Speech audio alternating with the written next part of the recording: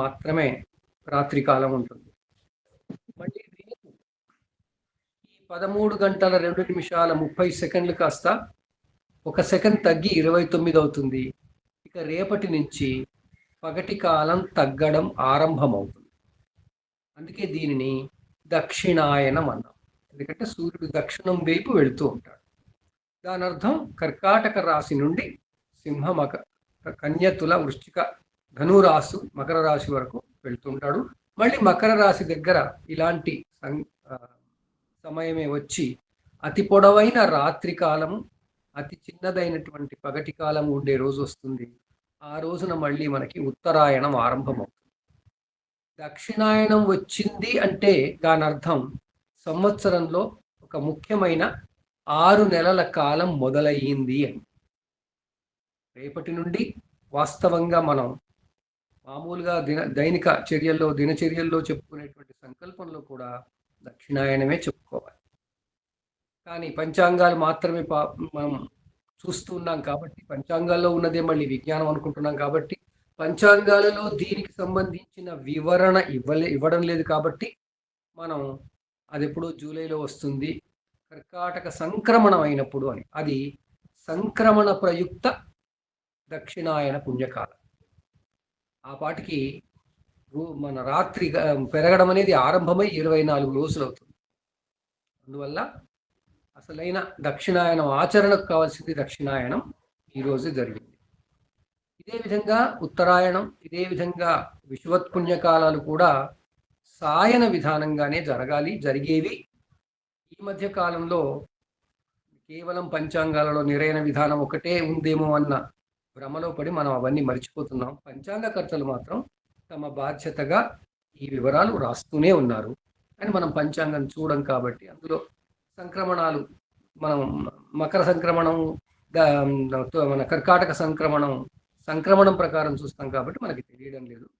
ఈరోజు ఈ విషయం ముందుగా అందరికీ తెలియాలని, తెలియపరచాలని, తెలియజేసేలా ఈ ఇతివృత్తం పెట్టుకున్నాం.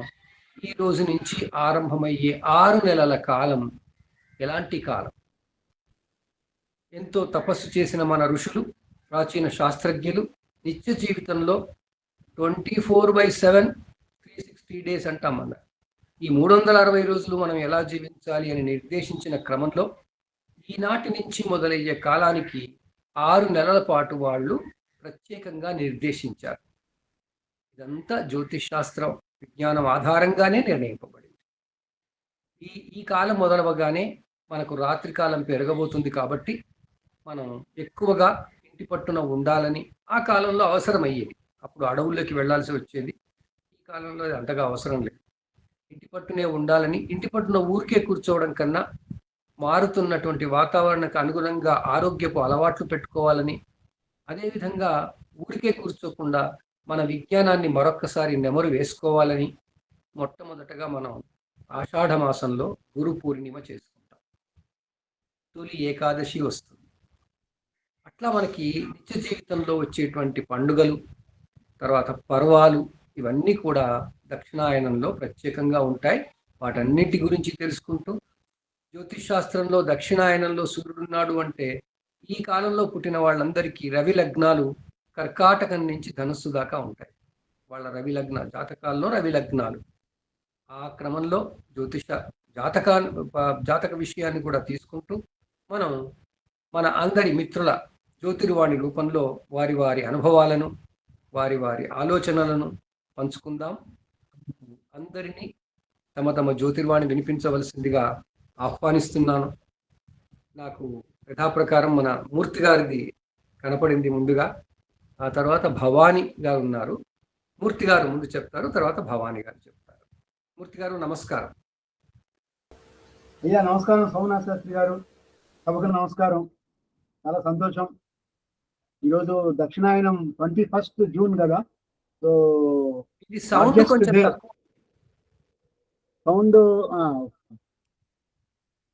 తక్కువ ఉందండి. ఇప్పుడు బాగుంది. ఓకే. సో 21 జూన్ ఈరోజు, అంటే మన సోలార్ సిస్టమ్ ప్రకారం 21 జూన్ అన్నది మన సమ్మర్ సోలాస్టిక్, అంటే ఉత్తరాయణం అయిపోయి దక్షిణాయనం ఆరంభము. వినిపిస్తుంది కదా స్వామి?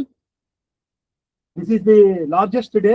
అంటే డే ఎక్కువ ఉంటుంది, నైట్ తక్కువ ఉంటుంది. అంటే అసలు ఈ ఉత్తరాయణం ఏంటి, దక్షిణాయనం ఏంటి? ఫస్ట్ ఆఫ్ ఆల్ మన పూర్వీకులు సూర్యుని సంచారాన్ని 2 భాగాలుగా విభజించారు. సూర్యుడు భూమధ్య రేఖకు ఉత్తర దిశలో ఉన్నట్టు కనిపిస్తే దాన్ని ఉత్తరాయణం అంటాము. అలాగే సూర్యుడు భూమధ్య రేఖకు దక్షిణంగా ఉంటే దాన్ని దక్షిణాయనం అంటాం. అసలు ఈ అయనం అంటే ఏంటి? సూర్యుడి గమనంలో మార్పులే ఉత్తరాయణం దక్షిణాయనం అనుకున్నాం. అయనం అంటే ప్రయాణం. ఏం ప్రయాణం? సూర్యుడు ప్రయాణించడం.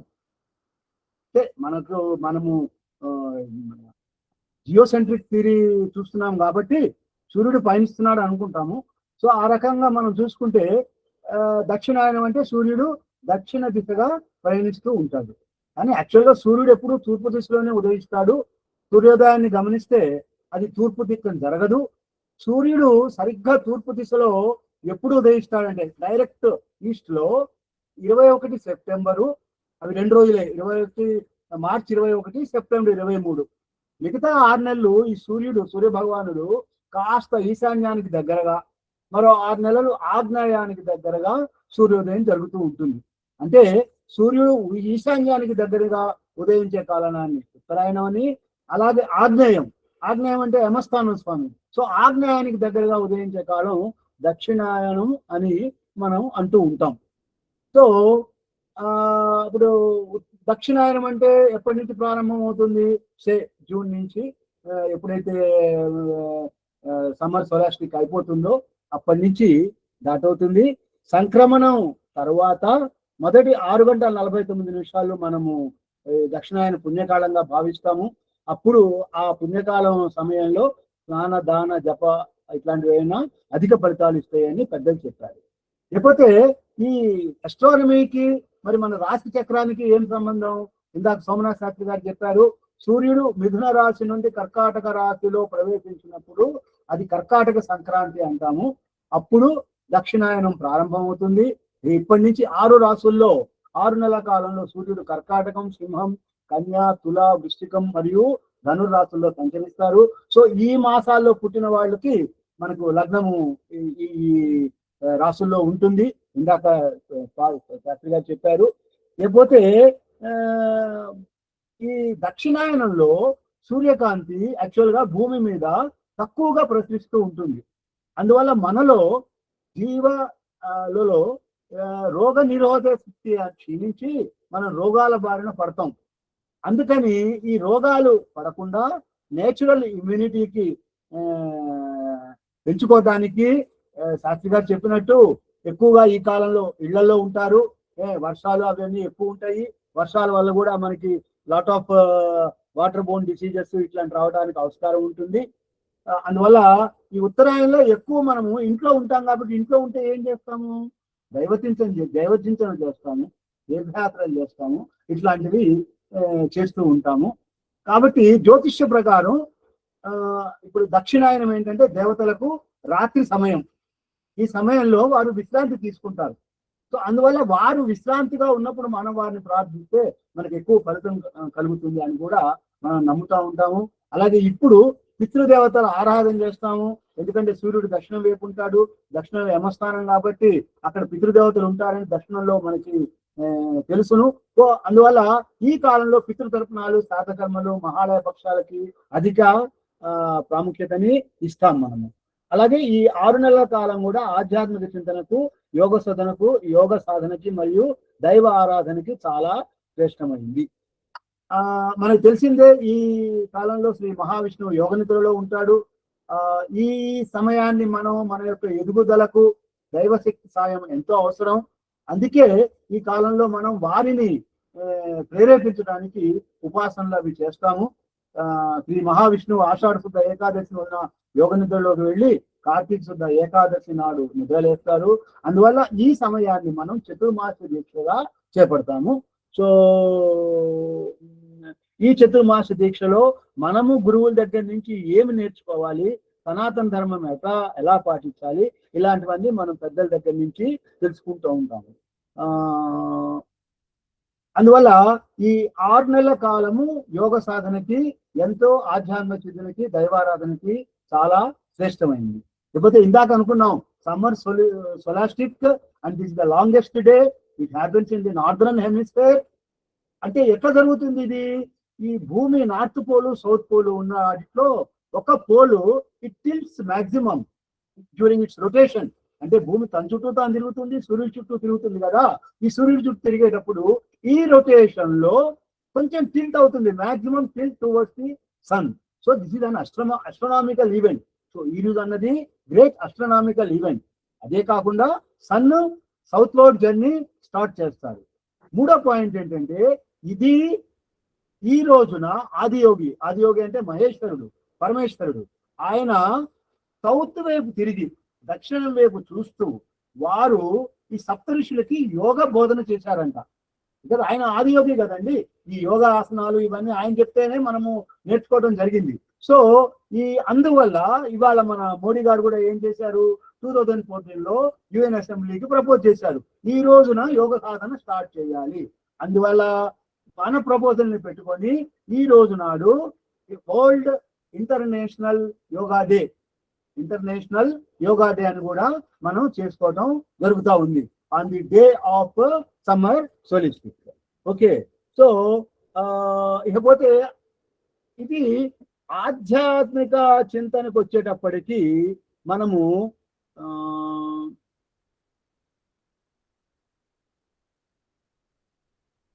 సో యోగ సాధనకి అందువల్ల ఈ కాలం ఎంతో పవిత్రమైనది. అంటే ఈవెన్ మన స్వామి వివేకానంద కూడా 1893లో 11th సెప్టెంబర్ నాడు సనాతన ధర్మం మీద ఆయన స్పీచెస్ చేశారు. ఎక్కడ? చికాగోలో, in world parliament of religions. So అది కూడా పురస్కరించుకొని మనము ఈ నెలని లో మనము ఈ యోగ సాధనకి అనుగుణంగా సమ్మర్ సోలాస్టిక్ ని ఎంచుకోవటం జరిగిందనమాట. ఇకపోతే ఆధ్యాత్మిక చింతన కనుక వస్తే ఇప్పుడు మనకు ఒక శ్లోకం ఉంది, అయోధ్య మధురామాయ కాశీ కాంచి అవంతిక పూరి ద్వారావతి చేవ సప్తేత మోక్షదాయక. ఎందుకు? Why these are connected with liberation or moksha? Because these places, Ayodhya గాని, మధుర గాని, హరిద్వార్ గాని, కాశీ గాని, కాంచి గాని, అవంతిక గాని, పురి గాని, ఇవి they are connected to 7 chakras in our body. Haridwar ముఖ్యంగా, ఎందుకంటే హరిద్వార అది దేవభూమికి starting point. So Haridwar is connected with Muladhara chakra. Haridwar మూలాధార చక్రతో కనెక్ట్ అయింది కాబట్టి మనం ఎప్పుడైతే హరిద్వారని ఈ కాలంలో మనం విజిట్ చేస్తామో, అందుకే యాక్చువల్గా చార్ధామ్ యాత్ర అని కూడా ఈ సర్క్యూట్ ఏదైతే ఉందో ఇలానే చూసి పెట్టడం జరిగింది. ఇక్కడ ఈ ఎనర్షియా, లెథార్జీ ఏదైనా ఉంటే అవన్నీ మటుమాయం అయిపోతాయి.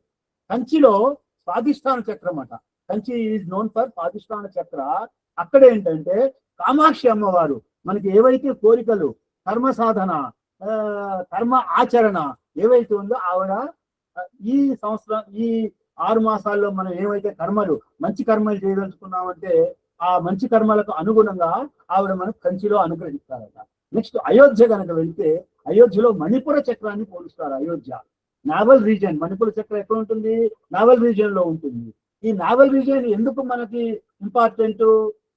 ఆనందానికి, జనరాసిటీకి, గ్రీడ్, జలసి, మేనిఫెస్టేషన్ కి, ఇవన్నీ మనం ఈ మణిపుర చక్ర ద్వారానే మనం అనుభవిస్తాం. ఈ చక్ర యాక్టివేట్ అయితేనే ఇవి అనుభవించడానికి మనకు ఆస్కారం ఉంటుంది. సో ఎందుకని అయోధ్య తీసుకున్నారు? God Rama is known for his generosity, దయాతృత్వానికి ఆయన రాముల వారు చాలా ప్రతీతి. కాబట్టి అయోధ్యలో మణిపుర చక్రానికి నెలవు అని చెప్పేసి మనం అనుకుంటున్నాము. లేకపోతే మధుర అనాహత చక్రానికి. అనాహత చక్రం ఎక్కడ ఉంటుంది? హార్ట్ రీజియన్ లో ఉంటుంది. ఎందుకంటే హార్ట్ లో మనకు ఇట్లేమో హార్ట్ ఈజ్ వాట్? చంద్రమా మనసో జాత, అంటే ఎమోషన్స్.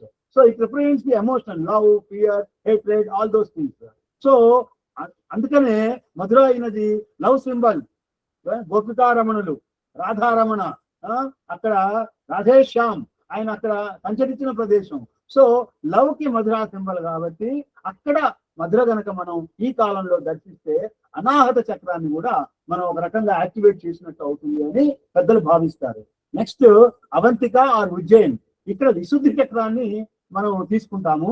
ఈ ప్లేస్ కి విశుద్ధ థ్రోట్ లో ఉంటుంది విశుద్ధ చక్రం అన్నది.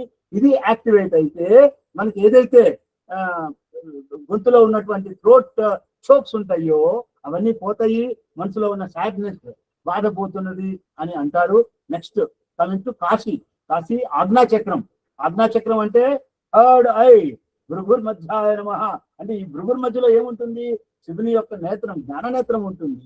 సో కాశీలో కనుక వెళ్తే ఈ 4 నెలల, ఈ 6 నెలల్లోనూ కాశీలో మన యొక్క ఏదైతే, అందుకే అక్కడ కాశీలో చాలా మంది మహామేధావులు, పండితులు, బెనారస్ హిందూ యూనివర్సిటీ మహామహాపోధ్యాయులు వాళ్ళందరూ అక్కడ మనకి వేదాల మీద, సంస్కృతం మీద, వాటి మీద వాళ్ళు అక్కడ ఉండి వాళ్ళు మనకి ఆ యొక్క జ్ఞానాన్ని అందిస్తూ ఉంటారు. సో కాశీ వెళ్తే ఆజ్ఞా చక్ర యాక్టివేట్ అవుతుంది అని పెద్దలు అంటారు. ఇకపోతే చివరగా ద్వారావతి ఆర్ ద్వారక. ద్వారకలో సహస్రార చక్రం ఉంటుంది. ద్వారక, ద్వార్ అంటే ద్వారం, కా అంటే ఎక్కడుంది?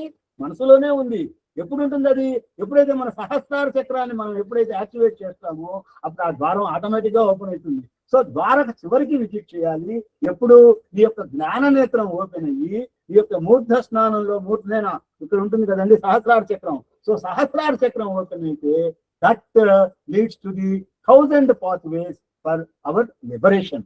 సో అందువల్ల ఈ 7 క్షేత్రాలని, ఈ 7 మోక్ష ద్వారాల్ని ఈ మనము ఆధ్యాత్మిక చింతన ద్వారా ఈ దాంట్లో మనము విజిట్ చేయాలని పెద్దలు చెప్తారు.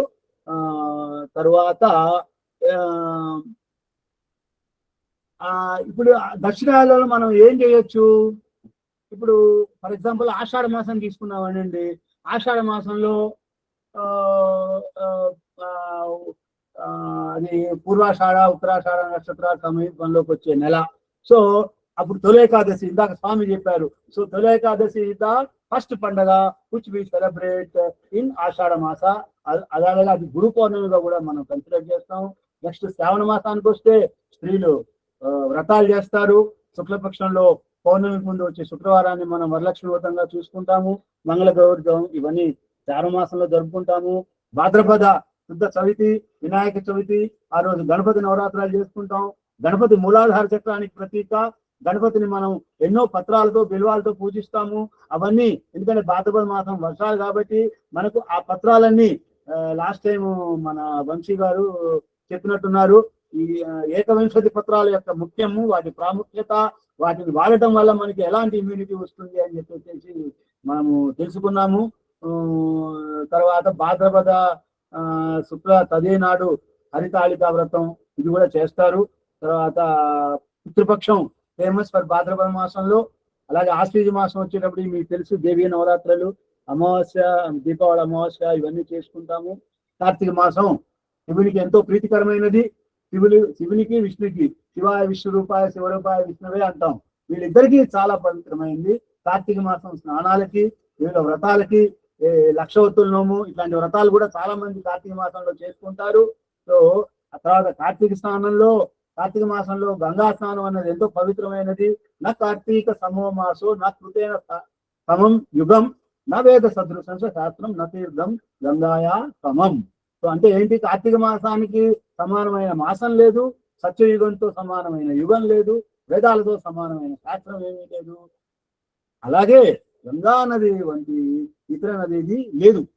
సో కాబట్టి గంగా స్నానం కార్తీక మాసంలో చేయటం ఎంతో మంచిది. అదే మార్గశిరం పుష్యం, మార్గశిరంలో సరే తిరుప్పావళి అవన్నీ చదవటం. పుష్యమాసం శూన్యమాసం అవుతుంది. సో ఇవి ఈ మాసాల్లో మనం చేయగలిగినటువంటి మంచి పనులు. ఇకపోతే ముహూర్త శాస్త్రం ప్రకారం అయితే సూర్యుని బలం దక్షిణాయలో, సూర్యుని తేజస్సు క్రమంగా తగ్గుతుంటుంది కాబట్టి, సూర్యుడు ఆత్మకారకుడు కాబట్టి మనము దక్షిణాయనంలో ఎక్కువ అంతర్గత శక్తిని పెంపొందించడానికి మనం ప్రయత్నించాలి జాతకం ప్రకారం. అలాగే చంద్రుని బలం ఇప్పుడు బాగుంటుంది. చంద్రుని బలం బాగుంటుంది కాబట్టి మానసిక శక్తి సమతుల్యతతో ఉంటుంది కాబట్టి ఈ కాలం మన మానసిక వికాసానికి, భక్తికి ఎంతో అనుకూలమైనది. శుభముహూర్తాలకు వస్తే గృహ ప్రవేశాలు అట్లాంటి పెద్ద పెద్ద కార్యక్రమాలు మనం చేపట్టము. అవన్నీ ఉత్తరాయణంలో చేసుకుంటాం.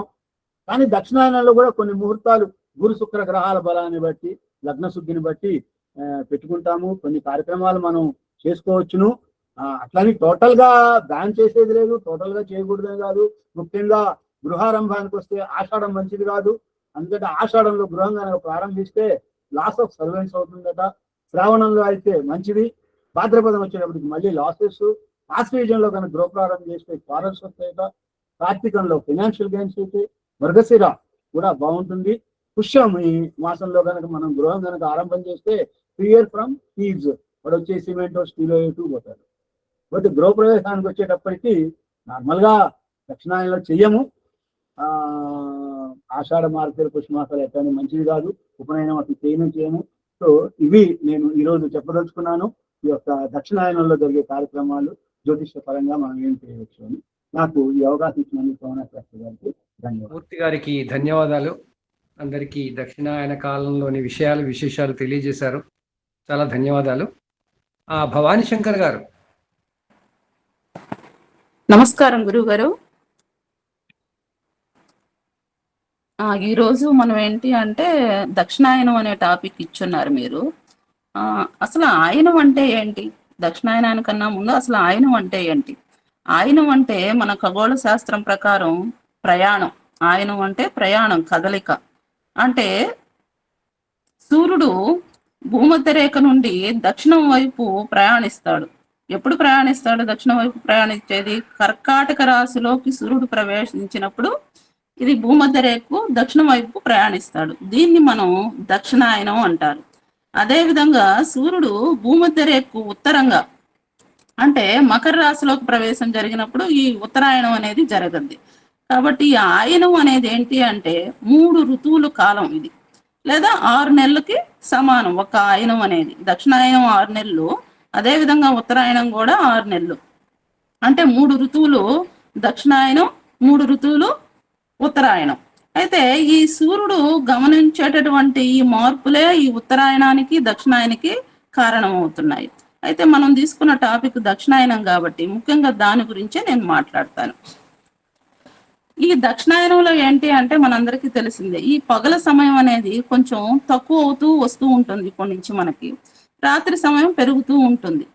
అంతేకాకుండా ఈ ఎప్పుడైతే ఈ దక్షిణాయనం స్టార్ట్ అయిందో మనకి వర్షాలు కూడా స్టార్ట్ అవుతాయి. ఈ వర్షాలతో పాటు మనకి జీవుల్లో కూడా కొత్త ఉద్భవించడం అనేది భూమిలో నుంచి జరుగుతూ ఉంటుంది. కాబట్టి ఒక విధంగా ఇది ప్రకృతి పరంగా వచ్చేటటువంటి మార్పులు. ఇంకోటి మనం ఆధ్యాత్మికంగా తీసుకుంటే ఈ ఉత్తరాయణంలో వచ్చేసి శ్రీ మహావిష్ణువు యోగ నిద్రలోకి మేల్కొంటారు అని చెప్పేసి చెప్తుంటారు. అంటే ఈ ఉత్తరాయణం అనేది దేవతలకు పగలు లాంటిది. అదే విధంగా దక్షిణాయనంలో తీసుకుంటే మన విష్ణుమూర్తి యోగ నిద్రలోకి పోతాడు అని చెప్తుంటారు. అంటే దక్షిణాయనం అనేది దేవతలకు రాత్రి సమయం లాంటిది. కాబట్టి ఈ దక్షిణాయనం స్టార్ట్ అప్పటి నుంచి మనకి ఏంటి అంటే కొన్ని ముఖ్యమైనటువంటి పండుగలు కూడా స్టార్ట్ అవుతాయి. ఇది ఎప్పటి నుంచి మనకు స్టార్ట్ అవుతుంది అంటే మనకు తొలి ఏకాదశితో మనం ఈ పర్వదినాలంతా కూడా ప్రతి మాసంలో కొన్ని ముఖ్యమైన పర్వదినాలన్నీ జరుపుకుంటూ వస్తాం. అంటే పండుగలు అనేవి మనకు తొలి ఏకాదశితో స్టార్ట్ అయినట్టు. మనకి దీంట్లో ఆషాఢ మాసం వచ్చేటప్పటికి మనకి తొలి ఏకాదశి స్టార్ట్ అవుతుంది. ఈ తొలి ఏకాదశి తర్వాత చాతుర్మాస వ్రత దీక్ష అని చేస్తారు. ఈ చాతుర్మాస వ్రత దీక్షలో ఏంటి అంటే మొత్తం ఇది 4 నెలల సమయం. ఆషాఢ మాసంలో కొందరు దీన్ని తొలి ఏకాదశితో స్టార్ట్ చేసుకుంటారు. తర్వాత మనకి కార్తీక మాస శుద్ధ ఏకాదశితో దీన్ని కంప్లీట్ చేస్తుంటారు. దీంట్లో ఎందుకు ఈ చాతుర్మాస వ్రత దీక్ష చేస్తారు అంటే ఈ టైంలో ఇది ఏదైతే మనకి వర్షాకాలం స్టార్ట్ అయ్యి కొత్త జీవులు ఉద్భవిస్తాయో భూమిలో నుంచి, వాటికి కొన్ని రకాలైనటువంటి మనం కలిగించేటటువంటి ఇబ్బందులు ఏమీ జరగకుండా ఉండేదానికి కొన్ని వ్రతాలు, నియమాలు, దీక్షలు పాటించేటప్పుడు ఏంటి అంటే మనం కొన్ని నియమాలు పాటిస్తా చేస్తుంటాం. ఇలాంటి వాటి వల్ల సాటి ప్రాణికి మనం ఇబ్బంది కలిగించకుండా ఇలాంటి దీక్షలు, నియమాలు చేసేటప్పుడు కొంతవరకైనా మనం ఈ క్రమ పద్ధతి ఏదైతే ఉంటో దాన్ని పాటిస్తామనే ఉద్దేశంతో దీన్ని మనం పాటిస్తుంటాం. అంతేకాకుండా ఈ ఆషాఢ మాసంలో మనకి వ్యాస పూర్ణిమ, గురు పూర్ణిమ అనే పండుగలు కూడా ఈ మాసంలోనే జరుపుకుంటాం. తర్వాత ఇంకా శ్రావణ మాసం, ఇది మనకు శ్రావణ మాసంలో తెలిసిందే. వరలక్ష్మి వ్రతము, నాగపంచమి, శ్రీకృష్ణ జన్మాష్టమి, పోలాల అమావాస్య ఇలాంటివన్నీ జరుపుకుంటాం. అయితే దీంట్లో ముఖ్యంగా ఏంటి అంటే మనకి దక్షిణాయనంలోనే ఈ పితృదేవతలకు సంబంధించినటువంటి మహాలయ పక్షాలు అనేవి కూడా వస్తాయి. దీన్నే మాల్య అమావాస్యలు అని, మహాలయ అమావాస్య అని కూడా అంటారు. దీంట్లో ముఖ్యంగా ఏంటి అంటే పితృదేవతలకు సంబంధించి కొన్ని మనం తర్పణాలు వదలటం, వాళ్ళకు సంబంధించిన శ్రాద్ధలు చేయటము, తర్వాత వచ్చేసి ఈ మహాలయ పక్షంలో దక్షిణాయనంలో వచ్చేటటువంటి ఈ మహాలయ పక్షం ఏదైతే ఉందో దీంట్లో పితృదేవతలు ఏదైతే వాళ్ళ సంతానం ఇక్కడ ఉన్నారో ఈ భూమిపైన ఉండేటటువంటి వాళ్ళు ఇచ్చేటటువంటి తర్పణాలు శ్రాద్ధాలు స్వీకరించడానికి ఈ భూమిపైకి వస్తారని చెప్పేసి చెప్తుంటారు. అయితే ఎందుకు ఈ శ్రాద్ధాలు చేయాలి అంటే ఈ శ్రాద్ధాలు చేయటం వల్ల ఏదైతే మనకి పితృదోషాలు తర్వాత ఈ పితృణాలు ఏదైతే ఉంటాయో అలాంటి వాటి వల్ల వచ్చేటటువంటి దోషాలను కొంతవరకు మనం తగ్గించుకునే దానికి ఉపయోగపడుతుంది. తర్వాత వచ్చేసి అంతేకాకుండా దక్షిణాయనం స్టార్ట్ అవ్వగానే మనకు వర్షాలు స్టార్ట్ అవుతాయి అని చెప్పేసి చెప్పాను నేను. ఈ వర్షాలు స్టార్ట్ అయినప్పుడు ఏంటి అంటే మనలో కూడా బాడీ పరంగా అంటే మన శరీర తత్వానికి కొన్ని రకాలైనటువంటి రోగాల బారిన పడేటట్టుకి అవకాశం ఉంటుంది. ఇలాంటప్పుడు ఏంటి అంటే మనలో ఉండేటటువంటి ఏదైతే ఈ రోగ నిరోధక శక్తి ఏదైతే ఉంటుందో అది తగ్గిపోతూ ఉంటుంది. కాబట్టి అలాంటి రోగ నిరోధక శక్తి తగ్గిపోకుండా ఉండేదానికోసం మన శరీర పరంగా కొన్ని నియమాలు పాటించాల్సి ఉంటుంది. అవి వ్రతాలు, దీక్షలు, పూజలు ఇలాంటివి చేయటం వల్ల ఏంటి అంటే వాటి రూపంలో మన శరీరానికి ఇచ్చేటటువంటి ఆహార పదార్థాలు ఏదైతే ఉందో వాటి వల్ల మనం ఈ రోగాల బారిన పడకుండా ఉండేదానికి కొంతవరకు మనకు ఉపయోగపడుతుంది. అంతేకాకుండా ఈ ఏదైతే ఈ దక్షిణాయనం ఉందో ఈ దక్షిణాయనంలోనే మనకి వినాయక చవితి, తర్వాత భాద్రపద మాసంలో వచ్చేటటువంటి వినాయక చవితి, మహాలయ పక్షాలు, తర్వాత ఆశ్వీజ మాసంలో వచ్చే దేవీ శవన్నవరాత్రులు, విజయదశమి, దీపావళి, కేదార వ్రతాలు ఇవన్నీ కూడా దక్షిణాయనంలో వచ్చేటటువంటి పండుగలే.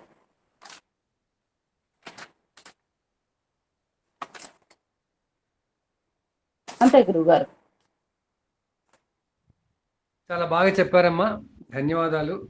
Thank you sir. First sir మాట్లాడాను, అందుకనే బాగా చెప్పారు, చాలా బాగా చెప్పారు. మీలాగే అందరూ ముందుకు వచ్చి చెప్పాలని అందరం మేము కోరుకుంటున్నాం. చాలా బాగా చెప్పారమ్మా, మంచి తర్వాత కూడా మార్గశిర పుష్యమాసాల్లో కూడా మన జీవన విధానంలో మళ్ళీ పూజలు అవే ఉంటాయి. ధనుర్మాసంలో పూజలతో అది అయిపోతుంది. అదని మంచిగా బాగా చెప్పారు. ధన్యవాదాలమ్మా. ఇంకా మిత్రులు మనకి సిద్ధాంత్ గారు కనపడుతున్నారు. నమో నమః. అయ్యా నమస్కారం. సిద్ధాంత్ గారి జ్యోతిర్వాణి విందాం. అయ్యా నమస్కారం. సభాయే నమః. శ్రీ మహాగణాధిపతయే నమః. ఇప్పటిదాకా పెద్దలు చాలా మంది మాట్లాడారు, చాలా సంతోషం, కొంతవరకు విన్నాం. కానీ ఇక్కడ మనకి ముఖ్యంగా తెలుసుకోవాల్సినటువంటి విషయం ఏంటంటే ఋతువులు, ఋతు నిర్ణయం, అలాగే అయన నిర్ణయం అనేటువంటిది ఎలా నిర్ణయిస్తారు అనేటువంటిది చాలా మందికి కొంత అవగాహన కావాల్సినటువంటి అవసరం ఉన్నది. అది ప్రత్యక్ష వేద అంటే మనం ఏ అబ్జర్వేటరీలో కానీ దాంట్లో కానీ ప్రత్యక్ష వేదతోనే ఇవి తెలిసేటువంటి అవకాశాలు బాగా మెండుగా ఉంటాయి. మనం ముఖ్యంగా మన మిత్రులు ముఖ్యంగా ఇందులో ఈ జ్యోతిష్యంతో పాటుగా వైదిక కర్మల్లో నిత్య సంకల్పాలకి వాటికి అన్నిటికీ కూడా చెప్పుకునేటువంటి వాళ్ళు మనం వైదిక ధర్మాచరణలో అది అత్యంత ముఖ్యమైనటువంటి విషయం సంకల్పం అనేటువంటి ప్రతి కార్యక్రమం.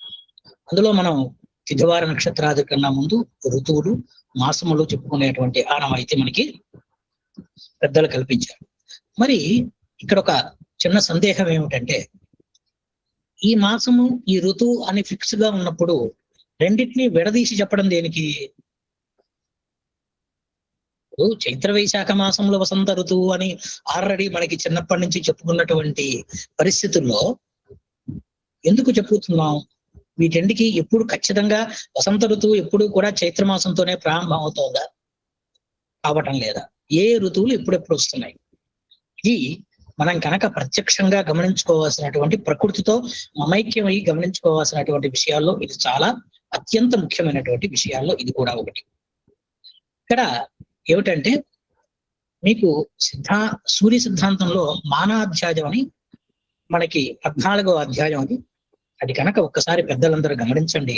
అది కనుక గమనించినట్టయితే అందులో ఈ యొక్క అయనములని అలాగే ఋతువులని ఇవన్నీ కూడా ఆయనాన్ని బట్టి నిర్ణయించుకోవాలి. ఇదే తప్ప ఇవన్నీ కూడా నిర్ణయం మీద కాదు. ఎందుకని అంటే ముఖ్యంగా మనకి ఇందులో జ్యోతిష్య విభాగానికి వచ్చినప్పుడు మనం షడ్బలాలని గ్రహం యొక్క బలాబలాలు నిర్ణయించేటప్పుడు షడ్బలాలని కడుతున్నాం. అందులో ముఖ్యంగా కాలబలంలో ఒకనొక 1 ఆఫ్ ది దాంట్లో చాలా ఉన్నాయి. మాస బలం, పక్ష బలం, ఇట్లా అందులో అయన బలము అనేటువంటిది ఒకటి ఉంటుంది. ఇది మీరు జ్యోతిష్యంలో మనం చాలా మంది ఎంఏ చేసే వాళ్ళు అందరూ ఇందులో ఉన్నారు. అందులో వన్ ఆఫ్ ది పార్ట్ షడ్బలాల పేపర్ అనేటువంటిది కూడా మనకి మ్యాథ్స్ లో వస్తూ ఉంటుంది. కాబట్టి అందులో అయన బలము అనేటువంటిది ఒకటి ఉంటుంది. ఆ గ్రహము ఏ అయినంలో ఉన్నది అనేటువంటి దాన్ని బట్టి ఆ గ్రహానికి ఉండేటువంటి బలాబలాన్ని నిర్ణయించి దాని యొక్క స్థితిని మనం తెలుసుకునేటువంటి పరిస్థితుల్లో మనం ఉంటాం. ఇది మనకి జ్యోతిష శాస్త్ర ప్రకారంగా ఆ గ్రహము ఉన్నటువంటి అయనమును బట్టి నిర్ణయించేటువంటి పరిస్థితి. ఇప్పుడు మనకి సూర్యుడు ఏ అయనంలో ఉన్నాడు అనేటువంటి విషయాన్ని మనం జ్యోతిష శాస్త్ర ప్రకారంగా లెక్క కట్టినప్పుడు ఇది సాయనం ప్రకారమే లెక్క తీసుకునేటువంటి పరిస్థితి ఉంటుంది. బాగా గమనించండి. అది పెద్దల నుంచి అట్లాగే వస్తుంది. మీ దగ్గర శ్రీపతి అనేటువంటి మనకి వరాహమిహిరుడు వారి యొక్క దీని నుంచి చేసినటువంటి శ్రీపతి అనేటువంటి ఒక గణిత ఇది ఉంది. అట్లాగే దశాధ్యాయి అనేటువంటి మంచి మంచి గ్రంథాలు ఉన్నాయి. వాటిల్లో కూడా ఈ యొక్క షడ్బలాలను ఎట్లా చేస్తున్నాం, ఏం చేస్తున్నాం, అట్లాగే చాలా మంది సిఎస్ ఆయన పేరు శాస్త్రి గారని వీళ్ళంతా షడ్బలాల మీద మంచి మంచి పుస్తకాలు కూడా చాలా ఉన్నాయి. వాటిని చూస్తే మీకు ఆ యొక్క క్యాలిక్యులేషన్ కూడా అర్థమవుతుంది. అందుకోసం చూద్దాం క్యాలిక్యులేషన్ అర్థం అవడం కోసం. ముఖ్యంగా రవి ఏ అయినంలో ఉన్నాడు అనేటువంటి ఇక్కడ అలాగే నెక్స్ట్ చంద్రుడికి వచ్చేటప్పటికల్లా పక్షబలమే చంద్రుడికి మనకి అయిన బలం, అట్లా ఈ విధంగా ఉంటూ ఉంటాయి. ఇవన్నీ తర్వాత.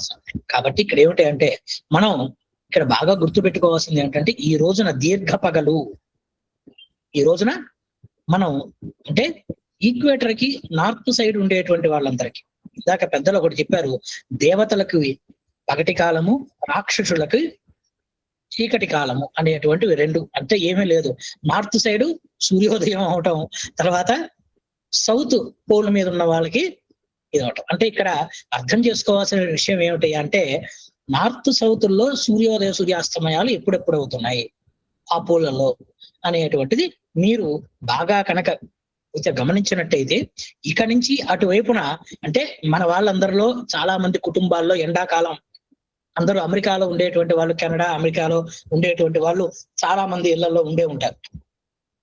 కాబట్టి ఇక్కడ మనకి ఇప్పుడు వేసవి కాలం ప్రారంభం అవుతూ ఉంటుంది మీరు గమనించినట్టయితే. కాబట్టి అక్కడ ఉండేటువంటి వాళ్ళందరికీ కూడా పగటి కాలం ఇప్పటి నుంచి నిమ్మలంగా వృద్ధిలో ఉంటూ ఉంటుంది. ఎందుకంటే వాళ్ళంతా నార్త్ సైడ్ ఉన్నారు కాబట్టి, నార్త్ అమెరికాలో అంతా. అలాగే మనకి ఆస్ట్రేలియా అటు సైడ్ కనుక వచ్చినట్టయితే అక్కడ నిమ్మలంగా మనకు ఉండేటువంటి పరిస్థితి. కాబట్టి పెద్దలు మనకి అర్థమయ్యేట్టుగా తూర్పు అంటే ఉత్తరంలో ఉండేటువంటి వాళ్ళు దేవతలు, దక్షిణంలో ఉండేటువంటి వాళ్ళు రాక్షసులు అనేటువంటి ఒక విధంగా అంటే సూర్యగ్రహణ చంద్రగ్రహణాదుల్లో రాహు మింగేస్తున్నాడు అని చెప్పినట్టుగా ఒక కథని చెప్పినట్టుగా మనకి పెద్దలు ఒక అర్థమయ్యేటువంటి రీతిలో చెప్పారు. అంతే తప్ప రాహు వచ్చి చంద్రుని మింగేస్తాడనో సూర్యుని మింగేస్తాడనో అర్థం చేసుకోవటం అనేటువంటిది కాదు ఇక్కడ. అలాగే ఇక్కడ కూడా అన్వయం అలా జాగ్రత్తగా కనుక చేసుకున్నట్టయితే ఎక్కడ పగటి కాలం ఎక్కడ ఉంటుంది, ఎక్కడ ఇది ఉంటుంది అనేటువంటిది ఇక్కడ మీకు బాగా స్పష్టంగా మనకి బాగా తెలుస్తూ ఉంటుంది. కాబట్టి మీరు దయచేసి ఈ సాయన ఋతువులనే మాత్రమే ఋతువులుగా పరిగణించుకోవాల్సింది, అంతే తప్ప అట్లాగే సాయన అయనము అనగా ఈ డిసెంబరు లో 21, 22 తారీఖుల్లో ఉండేటువంటి పరిస్థితుల్లో మనకి ఉత్తరాయణం ప్రారంభం అవుతోందని, అట్లాగే దీనికి ఇట్లా ప్రారంభం అవుతోందని అంటే ఇది చాలా మంది పంచాంగ కర్తల్లో ఉండేటువంటి చాలా రకాలు ఉన్నాయి. అవన్నీ పక్కన పెట్టండి. కనీసం మీరన్నా దీనిపైన ప్రత్యక్ష అవగాహన అంటే మీకు మీరు ఒక చిన్న పరిశీలన చేసుకునేట్టయితే అంటే బయట వైపు ఒక చిన్న ఏ పెన్సిల్ లాంటిది నుంచోబెట్టినా ఇవాళ మీకు నిన్నటికి ఇవాటికి అంటే ఒక 2 రోజుల క్రితానికి దీని తర్వాతకి మీకు తేడా ఈజీగా మీరున్న ప్లేస్ లో మిట్ట మధ్యాహ్నం ఒక చిన్న అంటే ఒక సుమారుగా ఒక చిన్న పెన్సిల్ ఏదో ఒకటి చక్కగా నీట్ గా ఉండేటువంటి పెన్సిల్ ని దాన్ని తిరగేసి ముక్కు పైకి ఉండేటువంటి చిన్న పెన్సిల్ పెట్టుకున్నా మీకు చక్కగా స్పష్టంగా మనకి సూర్యకాంతి ఎటువైపు పడుతోంది అన్నది మనకి ప్రత్యక్షంగా తెలిసిపోయేటువంటి విషయం. దీన్నే మనం డిక్లనేషన్ అని కూడా చెబుతాం. ఈ డిక్లనేషన్ అనేటువంటిది దాన్ని బట్టి మనకి ఈ విధంగా ఉండేటువంటి పరిస్థితులు ఉంటాయి. దీని ద్వారానే మనం సూర్యోదయ సూర్యాస్తమయాలని మనం ముఖ్యంగా మనం ఏది ఖచ్చితంగా గణితం చేస్తున్నాం. కాబట్టి ఆ సూర్యోదయ సూర్యాస్తమయాల్లో ఈ రోజున ఈ నార్త్ వైపు ఉండేటువంటి వాళ్ళందరికీ కూడా అంటే ఈక్వేటర్ నుంచి మనకి ఉండేటువంటి ఏదైతే ఉత్తరం వైపుగా ఉండేటువంటి వాళ్ళు, అంటే మనం నార్త్ అని ఎక్కడైతే రాసుకుంటున్నామో అక్షాంశలో ఎన్ అని రాస్తూ ఉంటాం. మనం ఏంటి మామూలుగా ఏం రాస్తాం? ఎన్ అని రాస్తూ ఉంటాం. ఎన్ అంటే ఏమిటి? ఉత్తరం వైపుగా ఉన్నాము. ఇది మనకి ఏమిటి అంటే భారతదేశం అనేటువంటిది నార్త్ 8వ భాగం నుంచి 36 వరకు, అంటే మనకి ఉండేటువంటి కన్యాకుమారి 8లో ఉంటే మనకి ఉన్నటువంటి ఇది జమ్మూ కాశ్మీర్, మనకి దాని తర్వాత ఏదైతే మనకి పాక్ ఆక్రమిత కాశ్మీర్ అంటాం, ఇవన్నీ కూడా 36 వరకు మనకి ఉండేటువంటి పరిస్థితుల్లో మనం ఉన్నాం.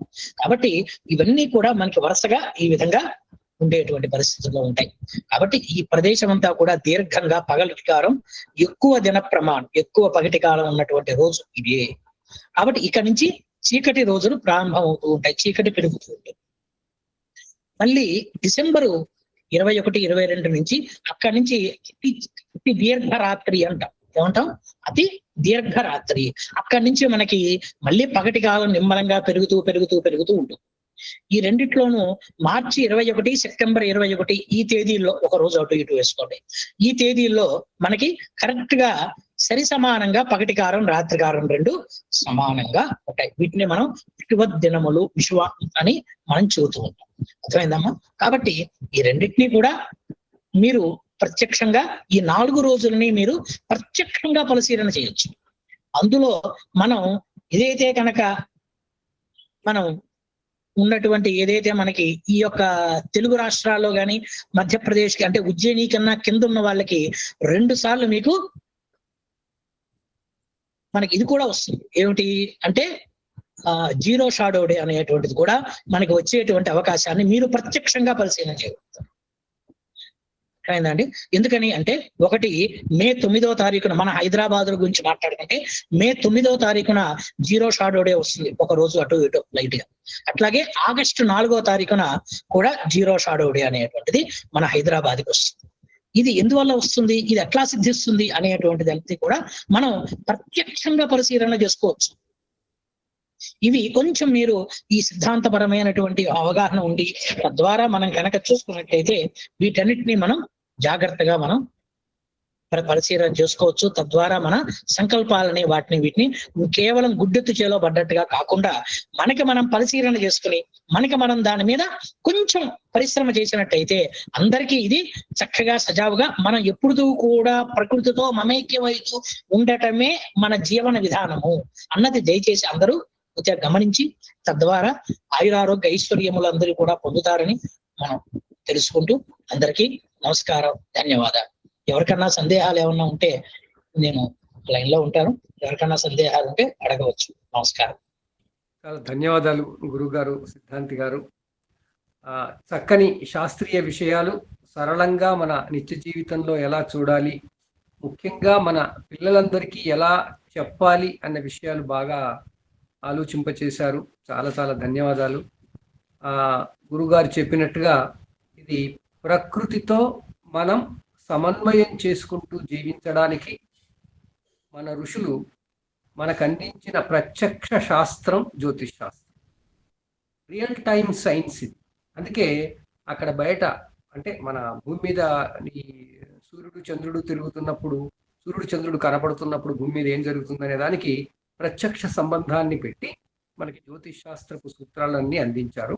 ఆ క్రమంలో సాయన విధానం అనేది మనకి ప్రత్యక్షంగా కనపడుతుంది. కాబట్టి ముఖ్యంగా 4-5 విషయాలలో సాయనమే పాటించాలన్నారు. ఆ సాయనంలో దాన్ని దృక్ అని కూడా ఒక రకంగా అనొచ్చు మనం. ఆ రకంగా గ్రహణాలు దృక్ సిద్ధాంతం ప్రకారమే పెట్టుకోవాలని, విషువత్ పుణ్యకాలాలు అంటే దివారాత్రాలు పగలు రాత్రి సమానంగా ఉండే రోజులు పర్వదినాలని, ఆ విషువత్ పుణ్యకాలాలు కూడా సాయన విధానంలోనే ఉండాలని, అదేవిధంగా ఉత్తర దక్షిణ అయన కాలాలు కూడా సాయన విధానంలోనే ఉండాలని మనకి ఋషులు బోధించారు, పాటించారు. నిజానికి నా చిన్నతనంలో అయితే మేము పర్వదినాలు ఈ రోజుల్లోనే పెట్టుకునేవాళ్ళం. కాకపోతే మళ్ళీ సంక్రమణ ప్రయుక్తంగా వచ్చినప్పుడు మళ్ళీ అది మనం ఊరికే మనం సైకలాజికల్గా చేసుకోవడానికి చేసేవాళ్ళు. కానీ ఈ కాలంలో దీనికి సరి అయిన దాన్ని ఏమంటాం ప్రాముఖ్యత ఇవ్వకుండా మన పంచాంగాలలో దాని గురించి ఎక్కువగా రాయకపోవడం వల్ల జనాలకి ఈ శాస్త్రీయమైన విషయాలు తెలియకుండా పోతున్నాయి. పంచాంగంలో ఉంటుంది. ఈ రోజు మీరు పంచాంగంలో చూస్తే అయన ప్రయుక్త కటకాయనం అని ఉంటుంది. కానీ దానికి మనం అంత ప్రాముఖ్యత ఇవ్వట్లేదు, ఎందుకంటే మనకు అది మన మనసులోకి పోవట్లేదు. అందువల్ల ఈ రోజు ఆ సూర్య భగవానుడి కరుణతో, ఆ సూర్య భగవానుడికి అంకితం ఇచ్చుకుంటూ మనం ఈ దక్షిణాయన పుణ్యకాలానికి సంబంధించిన ఇతివృత్తంతో ఈ విషయాలన్నీ మనం చెప్పుకుంటున్నాం. ఇంకా మిత్రులు ముందుకు వచ్చి ఇంకొక విషయం, ఈ విషయం ధర్మశాస్త్ర పరంగా నిర్ణయ సింధు, ధర్మ సింధువులో కూడా ఈ విషయాలు స్పష్టంగా ఉన్నాయి. ఎవరికన్నా మీరు చూడాలి అనుకుంటే నిర్ణయ సింధువులో పేజీ నెంబరు 10-11 పేజీల్లో ఒక్కసారి పెద్దలు గమనించండి. ఆ చక్కగా ఎందుకు ఈ అయినాన్నే పాటించాలి, అప్పుడు ఉన్నటువంటి పరిస్థితి ఏమిటి, ఇప్పుడు ఉండేటువంటి పరిస్థితి ఏమిటి అన్నది స్పష్టంగా చక్కగా అందులో ఉండేటువంటి నిర్ణయ సింధు 10-11 పేజీల్లో చక్కగా స్పష్టంగా ఇచ్చారు. పెద్దలు గమనించగలరు. అయ్యా, మీ మాటకి అడ్డొచ్చాను, ఏమనుకోలేదు. ధన్యవాదాలు. ఇంకా మిత్రులు ముందుకు వచ్చి ఈ దక్షిణాయన కాలంలో మనం ఏం చేద్దాం, జ్యోతిషానికి ఎలాంటి సంబంధం ఉన్నది అనే విషయాలు తమ ఆలోచనలు చెప్పాలని మళ్ళీ కోరుతున్నాను.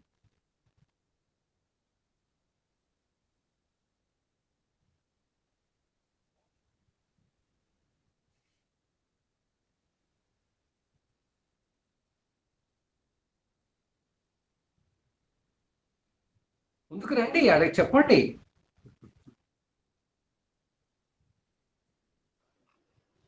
సార్ నమస్కారం, సురేష్ గారు.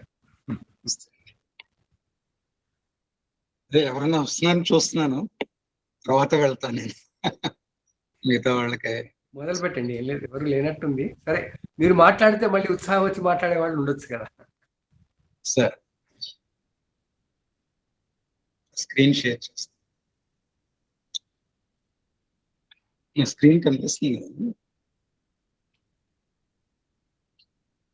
కనిపిస్తుంది సార్.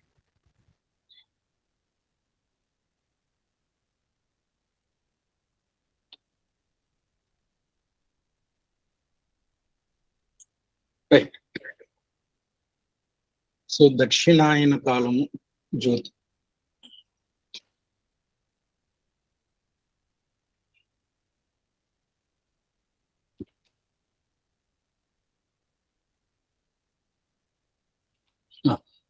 దక్షిణాయన కాలము జ్యోతిషము. సో సరే, ఈ ప్రెజెంటేషన్ లో ముఖ్యంగా నేను ఫోకస్ చేసేది ఇవన్నీ మాట్లాడారు. సో ముహూర్తానికి సంబంధించిన ఒక విషయాన్ని మాట్లాడతాను. సరే, ఈ టాపిక్ కి వెళ్ళటానికి ముందు అసలు ఈ ఆయనము అంటే ఏంటి? ఆయనము అంటే గమనము, చలనము, ఇవి వస్తాయి. నేను ఆలోచించి అసలు తెలుగు రాష్ట్రాల్లో ఆడవాళ్ళు మా ఆయన అని ఎందుకు అంటారు అని, మా ఆయన అని ఎందుకు అంటారు అని ఆలోచించాను. ఆలోచిస్తే ఇప్పుడు చూడండి, భర్తగా ఆఫీస్ కి హస్బెండ్ యొక్క మూవ్మెంట్స్ ఎట్లా ఉంటాయంటే, ఆఫీస్ కి ఇల్లు, ఇల్లు టు ఆఫీస్, షాపింగ్ కి వెళ్ళటం అంతే కదా, భార్యని షాపింగ్ కి తీసుకెళ్ళాలి. సో అట్లాగే భార్య చుట్టూతో భ్రమణం చేయటం. భార్య ఇంటికి వెలుగునిస్తుంది కాబట్టి, ఇంటికి వెలుగునిచ్చే ఇల్లాలు కాబట్టి న్యాచురల్ గా ఆ సూర్యుడు లాగా ప్రకాశించేది భార్య. భార్య చుట్టూ ప్రయాణం. నేను ఆలోచించా, మరి మా అని ఎందుకు అన్నారు అని. నా ఆయన అనొచ్చు కదా అంటే, నా ఆయన చిన్నప్పుడు తీసుకెళ్లేది తండ్రి, నాయనకి నాన్న కాబట్టి, చిన్నప్పుడు తీసుకెళ్లేది నాన్న కాబట్టి, మిగతా అన్నిటికీ పంతులు గారు అట్లయితే మమ అని అనమంటారు, అన్నిటికీ కలిపి వీళ్ళు మమ ఆయన అని మా ఆయన అయిందేమో అని. సరే, ఇది ఎంత కాంప్లికేటెడ్ అంటే, మీరు సూర్యుడి యొక్క ప్రయాణాన్ని చూస్తే నిజంగా సూర్యుడు ఒక ఇన్ఫినిటీ లాగా ఇట్లా ఉంటుందండి. దీన్నే సన్ యొక్క అనలమా అంటాం. అట్లాగే భర్త యొక్క ప్రయాణం కూడా ఇన్ఫినిటీ, అంటే ఎన్నో పనులు చేస్తా ప్రయాణం కూడా కాంప్లికేటెడ్ గా ఉంటుంది అనిపిస్తుంది. సరే, ఇది సరదాగా హాస్యంతో మొదలైంది. సరే, ఇంతకీ దక్షిణాయనం అంటే ఏంటి అంటే, ఇక్కడ ఇక్కడ ఆయనం ఎట్లాగైతే మనం అన్నామో, ఇట్లాగా నిరాయనం, స ఆయనం. సో ఈ రెండు యొక్క సిస్టమ్స్ ట్రాపికల్ ఇవి తీసుకుంటే, దాంట్లో కొంచెం కాంప్లెక్సిటీ ఉంది, ఎట్లాగైతే వేరియస్ ఫ్యాక్టర్స్ ఉందో అట్లా కొంచెం. సరే అవన్నీ మనం వదిలేసి మనం జస్ట్ కర్కాటకం అని సింపుల్ గా సింప్లిఫై చేస్తే సూర్యుడు దక్షిణం వైపుగా వెళ్ళేది అసలు దక్షిణం వైపుకి వెళ్ళటం అంటే ఏంటి అన్నది నేను చెప్పు. తర్వాత ఇది కర్కాటకం అంటే టెక్నికల్ గా కొంచెం ముందే మొదలవుతుంది, బట్ ఎనీవే కర్కాటకంతో అనుకుందాం మంత్ ఇది ఉంది. సో దేవతలకు రాత్రి అయ్యా ఎవరో మ్యూట్ చేసుకోవాలి, దయచేసి వేరే వాళ్ళు మ్యూట్ చేసుకోండి ప్లీజ్. సో ఇది ఈ రెండు ఆయనాలను మనం పోలిస్తే సూర్యుడి ఉత్తర దిశ సంచారం, ఇది దక్షిణ దిశ అన్నాం. సరే ఇది అప్రాక్సిమేట్ గా మనం ఇట్లాగా తీసుకుందాం. తర్వాత ఇక్కడ దేవతలకి పగలని, ఇక్కడ దేవతలకి రాత్రి అని, ఇక్కడ శుభకార్యాలు ముహూర్తాలకి అనుకూలం అని, ఇది పితృకార్యాలకు అనుకూలం అని చెప్పారు. ఎందుకు అంటే సన్ యొక్క లైట్ ఎక్కువ పడదు కాబట్టి దక్షిణాయనం. అంటే ఖగోళ శాస్త్రం పరంగా చూస్తే ఈ సూర్యుడు తన దిశను డైరెక్షన్ చేంజ్ చేసుకుంటూ ఉంటాడు, నార్త్ అండ్ సౌత్. అట్లాగే రాత్రులు చెప్పారు శాస్త్రి గారిది ఇవన్నీ. తర్వాత ఈ వర్ష ఋతువు, వ్యవసాయం, ఇవన్నిటికీ డిపెండెంట్, ప్లస్ హెల్త్ ఫ్యాక్టర్స్, ఆయుర్వేదం, ఇవన్నీ చాలా చెప్పబడింది ఈ దక్షిణ ఉత్తరాయణాలు దేనికి అని. సరే ఇప్పుడు సపోజ్ మనం ఈస్ట్ డైరెక్షన్ లో ఒక పరిశీలకుడు నించొని సూర్యుడి యొక్క దిశ ఎట్లా ఉంది అని గనక గమనిస్తే దక్షిణాయనంలో ఎట్లా ఉంటుందంటే, అంటే ఈ టైం ఫ్రేమ్ లో సూర్యుడు ఫస్ట్, నేను అది ఇక్కడ చూపిస్తాను నెక్స్ట్ చూడండి. ఇక్కడ నుంచి మనం పరిశీలకుడు ఇది ఈస్ట్ డైరెక్షన్ అనుకున్నాం, ఇటువైపు నుంచొని ఇట్లా చూస్తున్నాడు అనుకుంటే ఈశాన్యంలో మొదలయ్యి ఫస్ట్ ఇక్కడ మొదలవుతుంది. తర్వాత సూర్యోదయం నెక్స్ట్ డే గమనిస్తే కొంచెం మారుతుంది, అంటే ఎటువైపు మారుతుంది, దక్షిణం వైపుగా మారుతుంది అనమాట. అందుకనే దాన్ని దక్షిణాయనం అని చెప్పారు. అయ్యా సురేష్ కుమార్ గారు, మీ మాటకు అడ్డం వస్తున్నాను, ఏమనుకోవద్దు. ఇందాక చూపించినటువంటి దాంట్లో మీరు ఇక్కడ ఇది కాదు, ఇందాకది కొంచెం బ్యాక్, ఇంకా బ్యాక్, అక్కడ మీరు స్లైడ్ సరిగ్గా నేను ఇది చేయలేదు.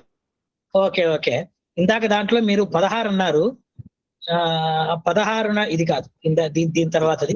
అంటే అట్లా మీరు 16ని డిక్లేర్ చేయడానికి ఉండదు సార్, ఏమనుకోవద్దు మీ మాటకు అడ్డం వచ్చారని.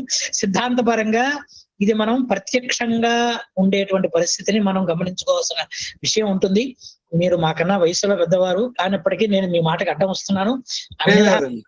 కానీ అది అందువల్ల కొంచెం ఇదేంటంటే పంచాంగంలో రాసేటువంటి విధానానికి, ఇప్పుడు పంచాంగం అంటే చాలా చీప్ అయిపోయింది అనుకోండి, ఎందుకంటే ఎవరు పడితే వాళ్ళు పంచాంగం వేసుకునేటువంటి పరిస్థితులకు వచ్చారు.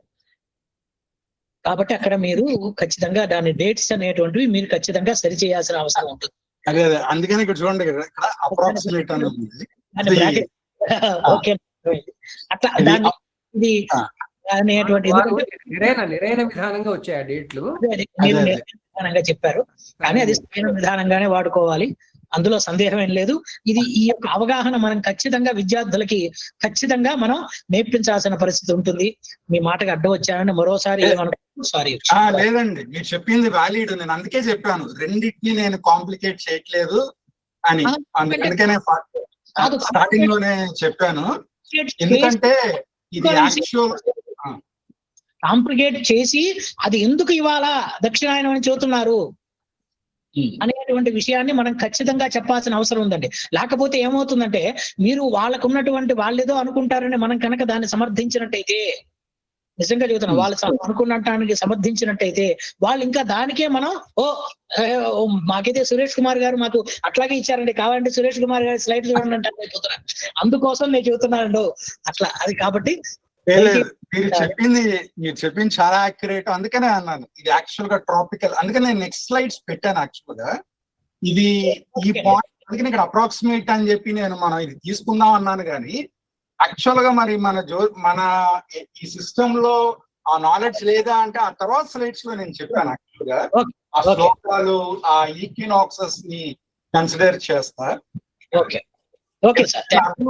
యాక్చువల్ గా మీరు చెప్పిన పాయింట్ ప్రకారమే నేను యాడ్ చేద్దాం అనుకున్నా, కానీ ఆ స్లైడ్స్ లో నాకు అసలు టైం లేకుండా పోయింది. అందుకని ఖగోళ పరంగా కరెక్ట్ గా నేను ఇది చేయడానికి అప్రాక్సిమేట్ గా నేను తీసేస్తున్నాను. అందుకనే జస్ట్ ఇది అప్రాక్సిమేట్ అని మాత్రం ఇక్కడ చెప్పాను. Okay, thank you. ఓకే, ఇది మీరు చెప్పిన పాయింట్ చాలా వ్యాలిడ్. ఎందుకంటే కొన్ని సంవత్సరాలు మనం అప్పుడు బతుకుందాం కానీ మకర సంక్రాంతి అసలు కంప్లీట్ టైం పీరియడ్ చేంజ్ అయిపోతుంది. సో అది చాలా అప్పటికి మనం ఉందాం అని చెప్తున్నాను. సో ఆ పాయింట్ మనం మాట్లాడాలి కానీ మీరు చెప్పింది కరెక్టే.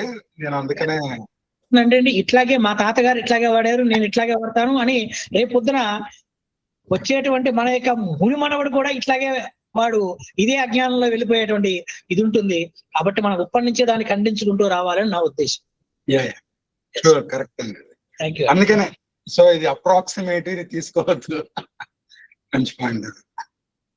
సరే, అందుకనే ఇది యాక్చువల్ గా చూస్తే ఇక్కడ చూస్తే మనం ఈ దక్షిణాయన నెక్స్ట్ స్లైడ్ చూపించండి. ఆ జూలై ఉండదు దాంట్లో. ఇది కరెక్ట్. ఏమో అక్కడేమో డిసెంబర్ 22 పెట్టారు, ఇక్కడేమో జూన్ 21 పెట్టారు, ఇక్కడేమో జనవరి 14 పెట్టారు. అది అక్కడ అది తేడా వచ్చింది. ఎందుకంటే యాక్చువల్ గా రెండు సిస్టమ్స్ మనం కరెక్ట్ చేసి అసలు ఇచ్చేద్దాం అనుకున్నాను. బట్ అది ఉండిపోయింది, టైం లేకపోయింది కాబట్టి. ఎందుకంటే స్లైడ్స్ ప్రిపరేషన్ చేంజ్ చాలా టైం తీసుకుంటుంది. అది మీరు డేట్స్ చెప్పండి సార్, ఏం పర్వాలేదు. ఇప్పుడు ముందుకెళ్ళి డేట్స్ అది కాదని చెప్పండి సరిపోతుంది. అదే సరే.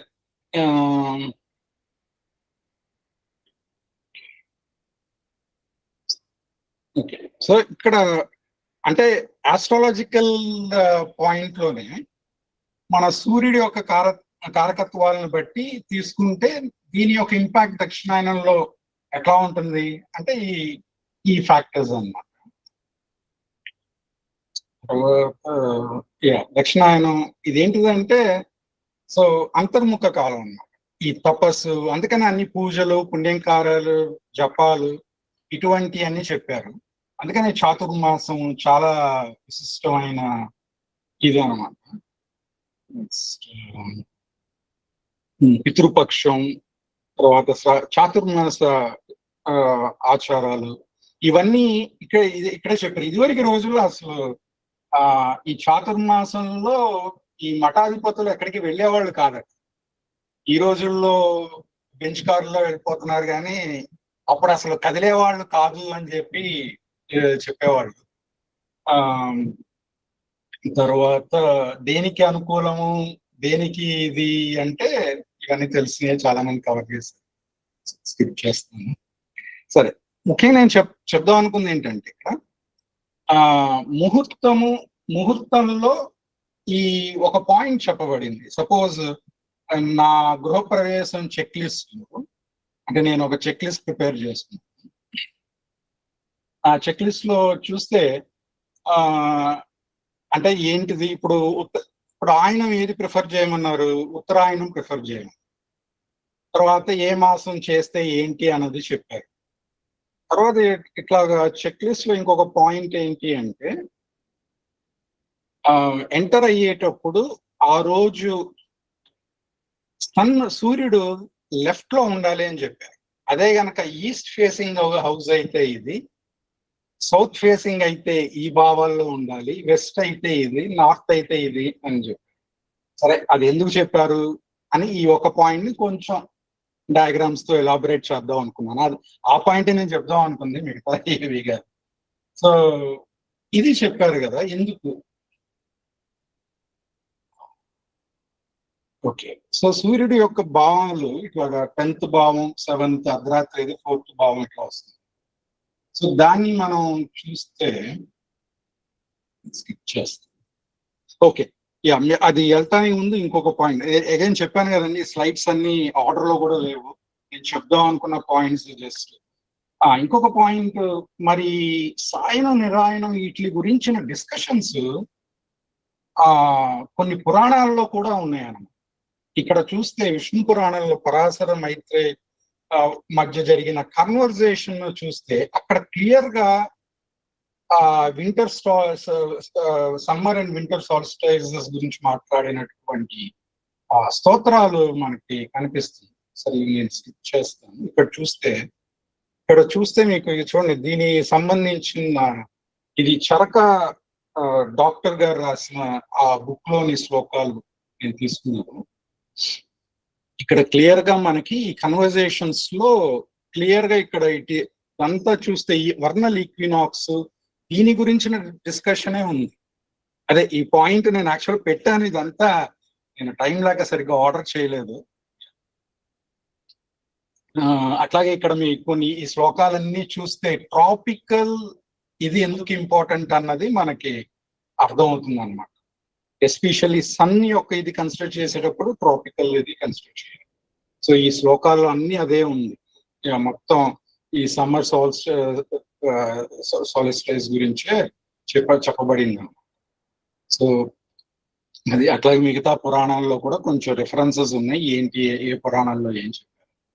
సరే, నేను చెప్దాం అనుకున్న పాయింట్ యాక్చువల్ గా ఈ ముహూర్తానికి సంబంధించి, అంటే సూర్యుడు ఎందుకు లెఫ్ట్ సైడ్ ఉండాలి అనేది అంటే ఆ పాయింట్ మీద కొంచెం ఎలాబరేట్ చేశాను డయాగ్రామ్స్.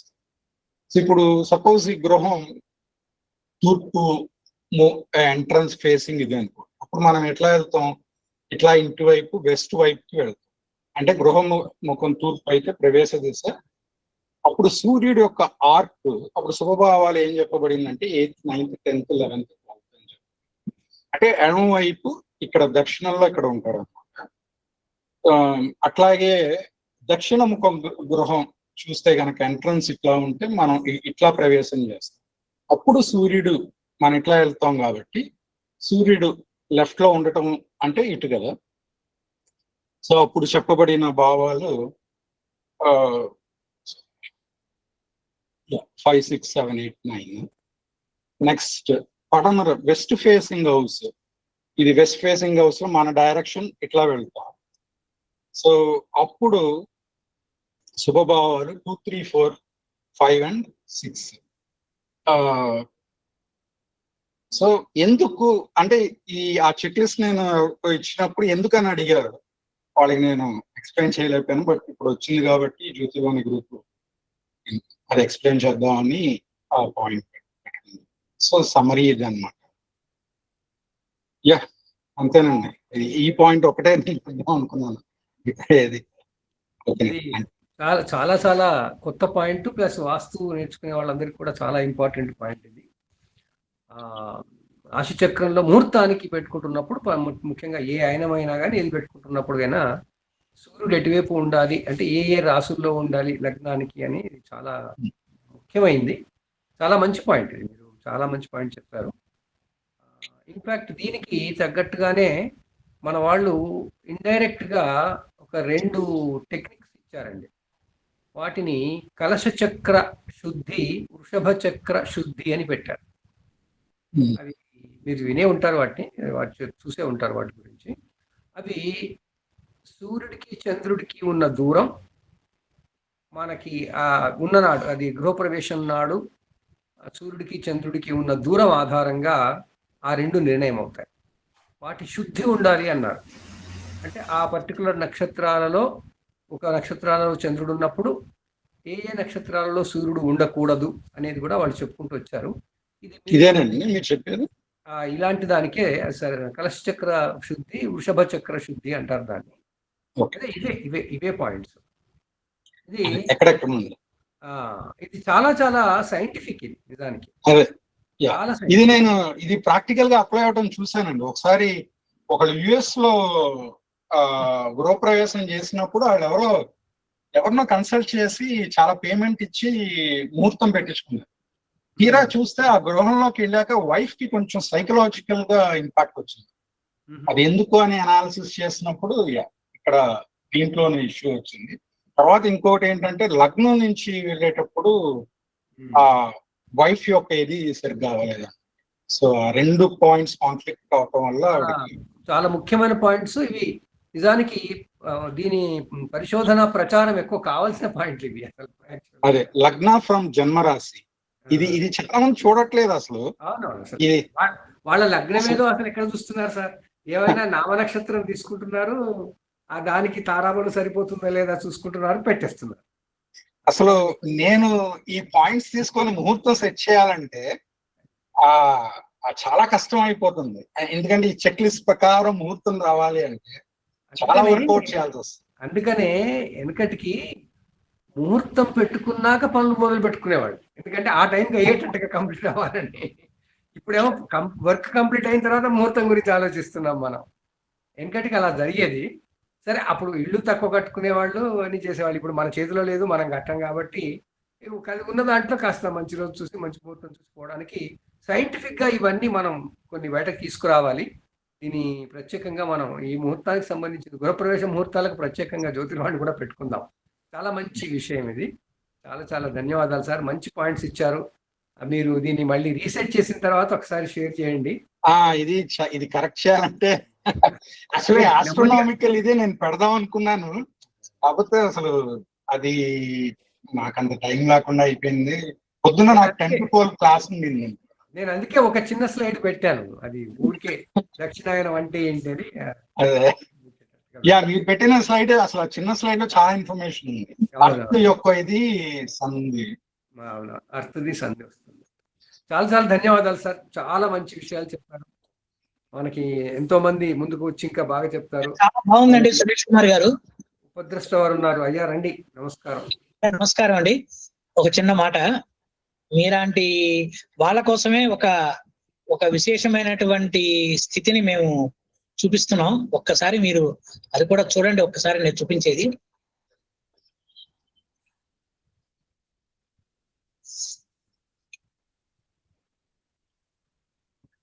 వచ్చిందా? రాలేదండి, ఒక్క నిమిషం.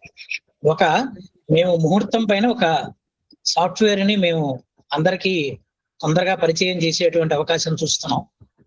అందులో ఈ విశేషంగా ఉండేటువంటి ఈ విషయాలన్నీ కూడా అందులో మనకి వచ్చేట్టుగా అవకాశం ఉంది.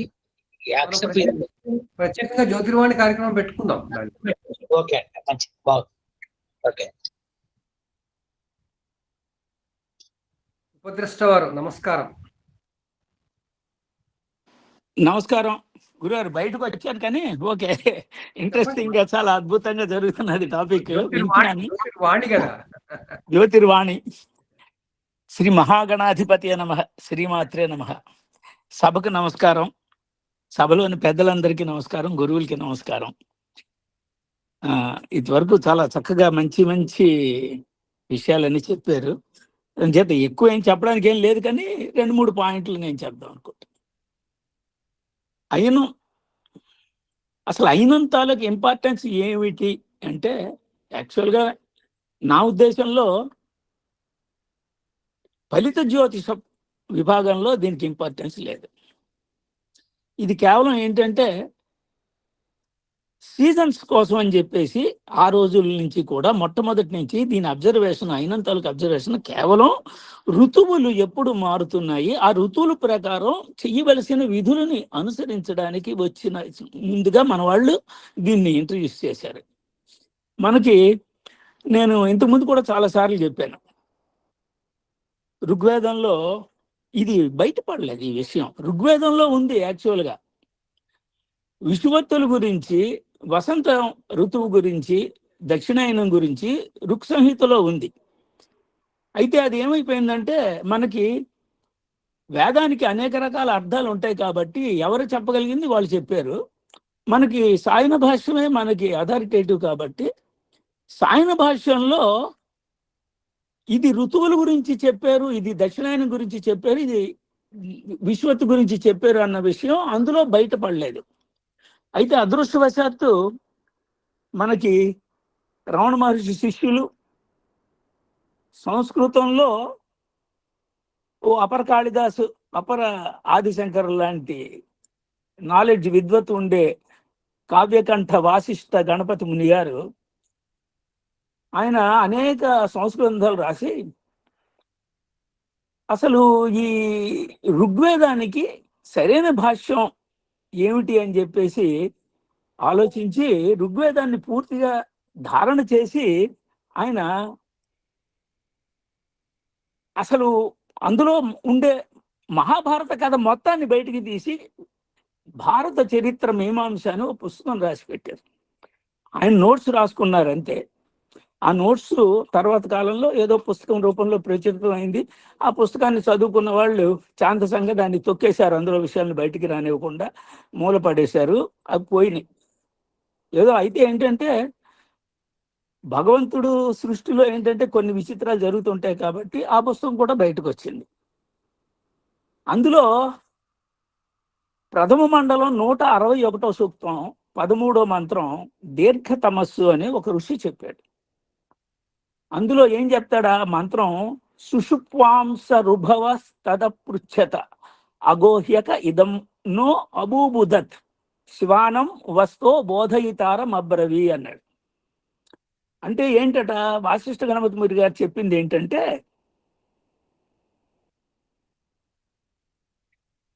ఈ శ్వానం అనే నక్షత్రంలో, నక్షత్రం, శ్వానొచ్చి శ్వాన్ అనొచ్చు, సూర్యుడు ప్రవేశించినప్పుడు హేమంత శిశిర ఋతువుల మాంద్యం తొలగి వసంతం సంప్రాప్తం అవుతుంది అని చెప్పేసి ఆ మంత్రం తాలూకా అర్థం. అది మనకి వాసిష్ఠ గణపతి ముని వారు చెప్పారు. అది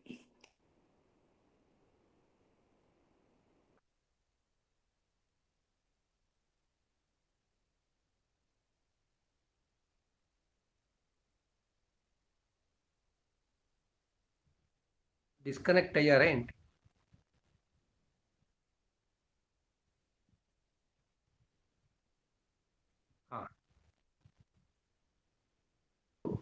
మ్యూట్ లో ఉన్నారు. అయ్యా క్షమించాలి, బయటకు వచ్చినందువల్ల నెట్ దొరకలేదు. ఓకే, ఇది శ్వాన నక్షత్రం అంటే ఏంటంటే, ఇప్పుడు మనం ఓరియన్ నక్షత్ర మండలంలో దాన్ని మనం క్యానిస్ మేజర్ అంటాం. శ్వానము కేన్ అనేది ఈ రెండు కూడా పర్యాయ పదాలు. సంస్కృతంలో అది రెండు పర్యాయ పదాలు. ఆ శ్వాన నక్షత్రంలో సూర్యుడు ప్రవేశించినప్పుడు, అంటే ఆర్ద్ర నక్షత్రం అన్నమాట. అది ఆర్ద్ర నక్షత్రంలో సూర్యుడు ప్రవేశించినప్పుడు ఈ హేమంత శిశిర ఋతువుల తాలూకు మాంద్యం తొలగి మనకి వసంతం సంప్రాప్తం అవుతుంది అని చెప్పేసి అందులో చెప్తున్నాడు.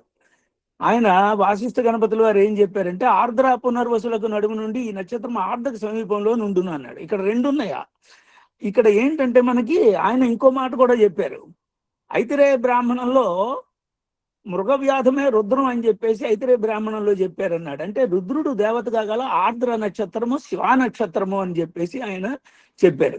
అలాగే మీకు దశమ మండలంలో పితృమేధ ప్రసక్తిలో యమునికి 2 శ్వానాలు అన్నారు. ఇక్కడ మనకి సిరియస్ అని చెప్పి ఒక స్టార్ ఉంది, ఎర్త్కి సెకండ్ నియరెస్ట్ స్టార్. అది 6 కాంతి సంవత్సరాల దూరంలో ఉంది.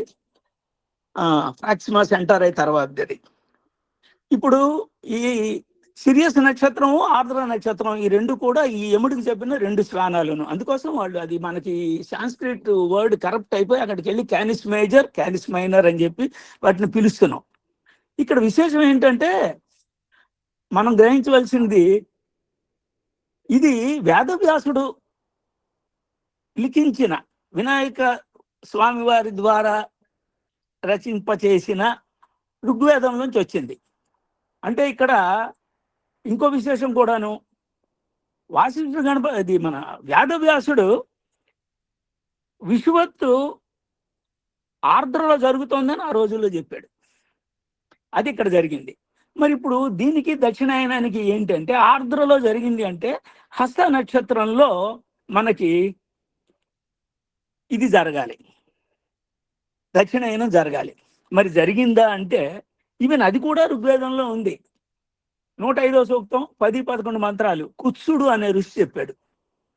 ఇది చాలాసార్లు చెప్పాను, కానీ చాలా మంది పట్టించుకోలేదు. ఆయన ఓ రోజు పొద్దున్నే లేచి ఏదో పని మీద బయటికి వెళ్తూ వర్షంతో నిండిన నూతిలో పడిపోయాడండి, జారిపోయి. అది ఆయన చెప్తాడు వేరే మంత్రంలో, అదే సూక్తంలో, పరశుపుత్రులు పన్నిన పన్నాగం ఇది. అంటే ఇన్ని పట్టుకోవడానికి, ఏనుగుని పట్టుకోవడానికి పట్టుకున్నట్టు గొయ్యి తవ్వి దాని మీద ఆకులు ఆల్ములు కప్పేసి పెట్టారు. ఈయన చూసుకోలేదు, పడిపోయాడు. పడిపోయిన తర్వాత బయటికి రావడానికి ప్రయత్నిస్తూ ఆ రోజు శిరో నక్షత్రమైన హస్తలో ఉన్న సూర్యుడిని ఇలా ప్రార్థించాడట. అమీయే పంచోక్షణో మధ్యేతస్తుర్మహోదివ దేవత్రాను ప్రవాచ్యం సధ్రీచిన నివావృతురు విత్తం మే అస్య రోదసి సుపర్ణ ఏత ఆసతే మధ్య ఆరోధనే దివ తేసేదంతి పృథోవృకం తరంతం యక్వతి అపోవిత్తం మే అస్య రోదసి అన్నది ఆ మంత్రాలు, 2 మంత్రాలను. సుపర్ణం అంటే పంచతారాత్మకమైన హస్త నక్షత్రం అట. నేను పెద్ద నవ్వు పండితుని కాను, కానీ వాసిష్ఠ గణపతి ముని వారు చెప్పింది నేను కోట్ చేస్తున్నాను. సుపర్ణం అంటే పంచతారాత్మకమైన హస్త నక్షత్రాన్ని సుపర్ణం అంటారంట. చూడండి, మధ్య ఆరోధనే దివ అంటే ఆయన తల మీద ఉన్నాడు సూర్యుడు. ఈ సూర్యుడు శిరో నక్షత్రం కాబట్టి కాలగండానికి ఉపయోగిస్తారని చెప్పారు. ఆ రోజుల్లో మనకి వేదకాలంలో మనకి జ్యోతిష్యుల్ని కేవలం కాలగణన కోసం ఉపయోగించుకున్నారు. ఇలా ఋతువులు అవి రావడం, ఈ పండుగలు పబ్బాలు ఎప్పుడు చేసుకోవాలన్న విషయాలే. అప్పుడు ఏ పండుగలు ఉన్నాయో మనకి పూర్తిగా తెలియదు, కానీ అయనాలకి వాటికి సంబంధించిన మటుకు కంపల్సరీగా చేసుకునేవారని దీని నుంచి తెలుస్తోంది. ఇక్కడ ఏంటంటే దక్షిణాయనం ఆరంభమైందంట. ఆయన ఆ దక్షిణాయనం ఆరంభం అవగానే వర్షము చేత నిండిన కూపమును గుర్తించజాలక కుత్సుడు అనే ఋషి ఆ కూపంలో పడి విపత్తును తొలగించుకొనుటకు ఆనాటి శిరోరత్న నక్షత్రమైన హస్తను పేర్కొని అందలి సూర్యుని పై మంత్రముల ద్వారా స్తుతించాను అన్నాడు. ఈ కుత్సుడు, ఈ దీర్ఘతముడు వీళ్ళిద్దరూ ఒకళ్ళనొకరు ఉదాహరించుకున్న సూక్తాలు మంత్రాలు ఉన్నాయి కాబట్టి వీళ్ళిద్దరూ సమకాలికులు అని చెప్పేసి నిర్ణయం అయింది. ఇది ఈ కుత్సుడు అంటే ఎవరో కాదు, వాసిష్ఠ గణపతి వారే చెప్పారు, అర్జునుడే కుత్సుడు అనమాట. ఇక్కడ ఋగ్వేదంలో మీకు కుత్సుడికి సూర్యుడితో జరిగిన యుద్ధంలో ఇంద్రుడు సహాయం చేశాడు రథం నడిపి అని చెప్పారు. అఫ్ కోర్స్ అంత డీటెయిల్స్ లోకి నేను వెళ్ళను. అయితే ఏంటంటే ఈ అర్జునుడు అనే వాడిని పట్టుకోవడానికి పరశుపుత్రులు అంటే గాంధారి పుత్రులు పన్నిన వలన అనమాట. అది అప్పుడు పడిపోయాడు ఆయన, అప్పుడు ప్రార్థించాడు. అంటే ఇక్కడ మనకు తెలుస్తుంది ఏంటంటే ఋగ్వేద కాలంలో అంటే 5000 BCలో ఆర్ద్ర నక్షత్రంలో ఉత్తరాయణం, ఇది వసంత సంపాతం, హస్తలో దక్షిణాయనం ఆరంభమైంది. సో అప్పుడు ఎందుకు అవి చూశారు? వసంత సంపాతం గురించి ఈ దీర్ఘతముడు ఎందుకు చెప్పాడు అంటే వసంతం ఆరంభమైన చాలా క్లియర్గా చెప్పాడు. వసంత సంపాతం అప్పుడు అయింది అని. అంటే వసంతకాలం ప్రారంభం ఆ రోజుల్లో ఆర్ద్ర నక్షత్రంలో అయింది. మనకి తెలుసు తర్వాత కాలంలో కొన్ని రిఫరెన్సులు ఉన్నాయి. ఇది మీకు ఆశ్లేష చెప్పారు, తర్వాత కృతిక చెప్పారు, ఇలా వరుసగా చెప్పుకుంటూ వచ్చారు అప్పుడప్పుడు జరిగిందని. సో కృతికలో జరిగిన కాలం కూడా మనకి తెలుసు, కృతికని ప్రథమ నక్షత్రంగా గణించారు. సరే, ఆ డీటెయిల్స్లోకి మనం వెళ్ళొద్దు. ఇక్కడ ఏంటంటే చివరికి వరాహమిహిరుడు ఏం చెప్పాడంటే మనకి ఇది మేషం ప్రథమ బిందువు, రేవతి నక్షత్రం చివర అనండి, లేక అశ్విని నక్షత్రం ప్రారంభంలో అవనండి, ఈ వసంత సంపాతం అప్పుడు జరిగింది అని చెప్పి అన్నారు ఇక్కడ. సో ఈ దక్షిణాయనం ఉత్తరాయణం అనేవి కేవలం ఋతువులు తాలూకు మార్పుని సూచిస్తాయి. ఇవాళ 24 డిగ్రీలు మీకు వెనక్కి వెళ్ళిపోయింది కాబట్టి విశ్వద్బిందువు మనకి ఈ 20 ఎక్కడైతే మనకి ఇప్పుడు విశ్వత్తు జరుగుతుందో ఆ బిందువుతో మనం ఆ వసంత సంపాతం అక్కడే సెలబ్రేట్ చేసుకోవాలి.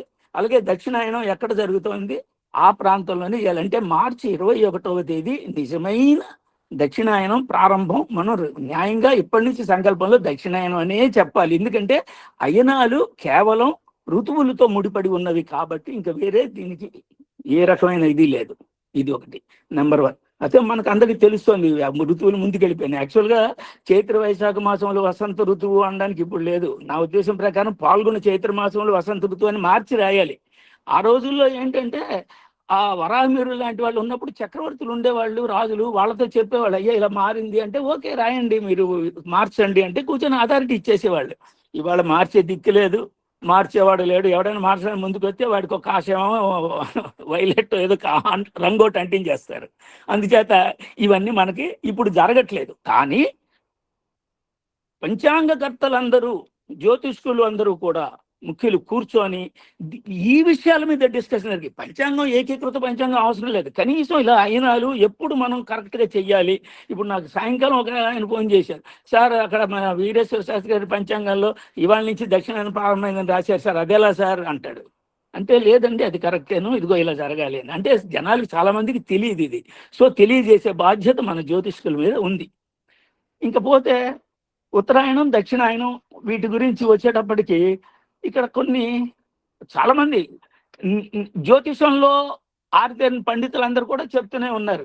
కర్కటకం అక్కడ మీకు ట్రాపిక్ ఆఫ్ క్యాన్సర్, ఇక్కడ మకర రేఖ, కర్కట రేఖ, అక్కడి నుంచి మీకు అయినాలు ప్రారంభం అవుతున్నాయని. కానీ స్టిల్ చాలా మంది ఇంకా కూడా భూమధ్య రేఖ నుంచి మీదకి వెళ్తే ఉత్తరాయణం, భూమధ్య రేఖ దక్షిణాయనం అని చెప్పి చెప్తున్నారు. ఇది ఎంతవరకు సమంజసం అనేది నాకు అర్థం కాలేదు.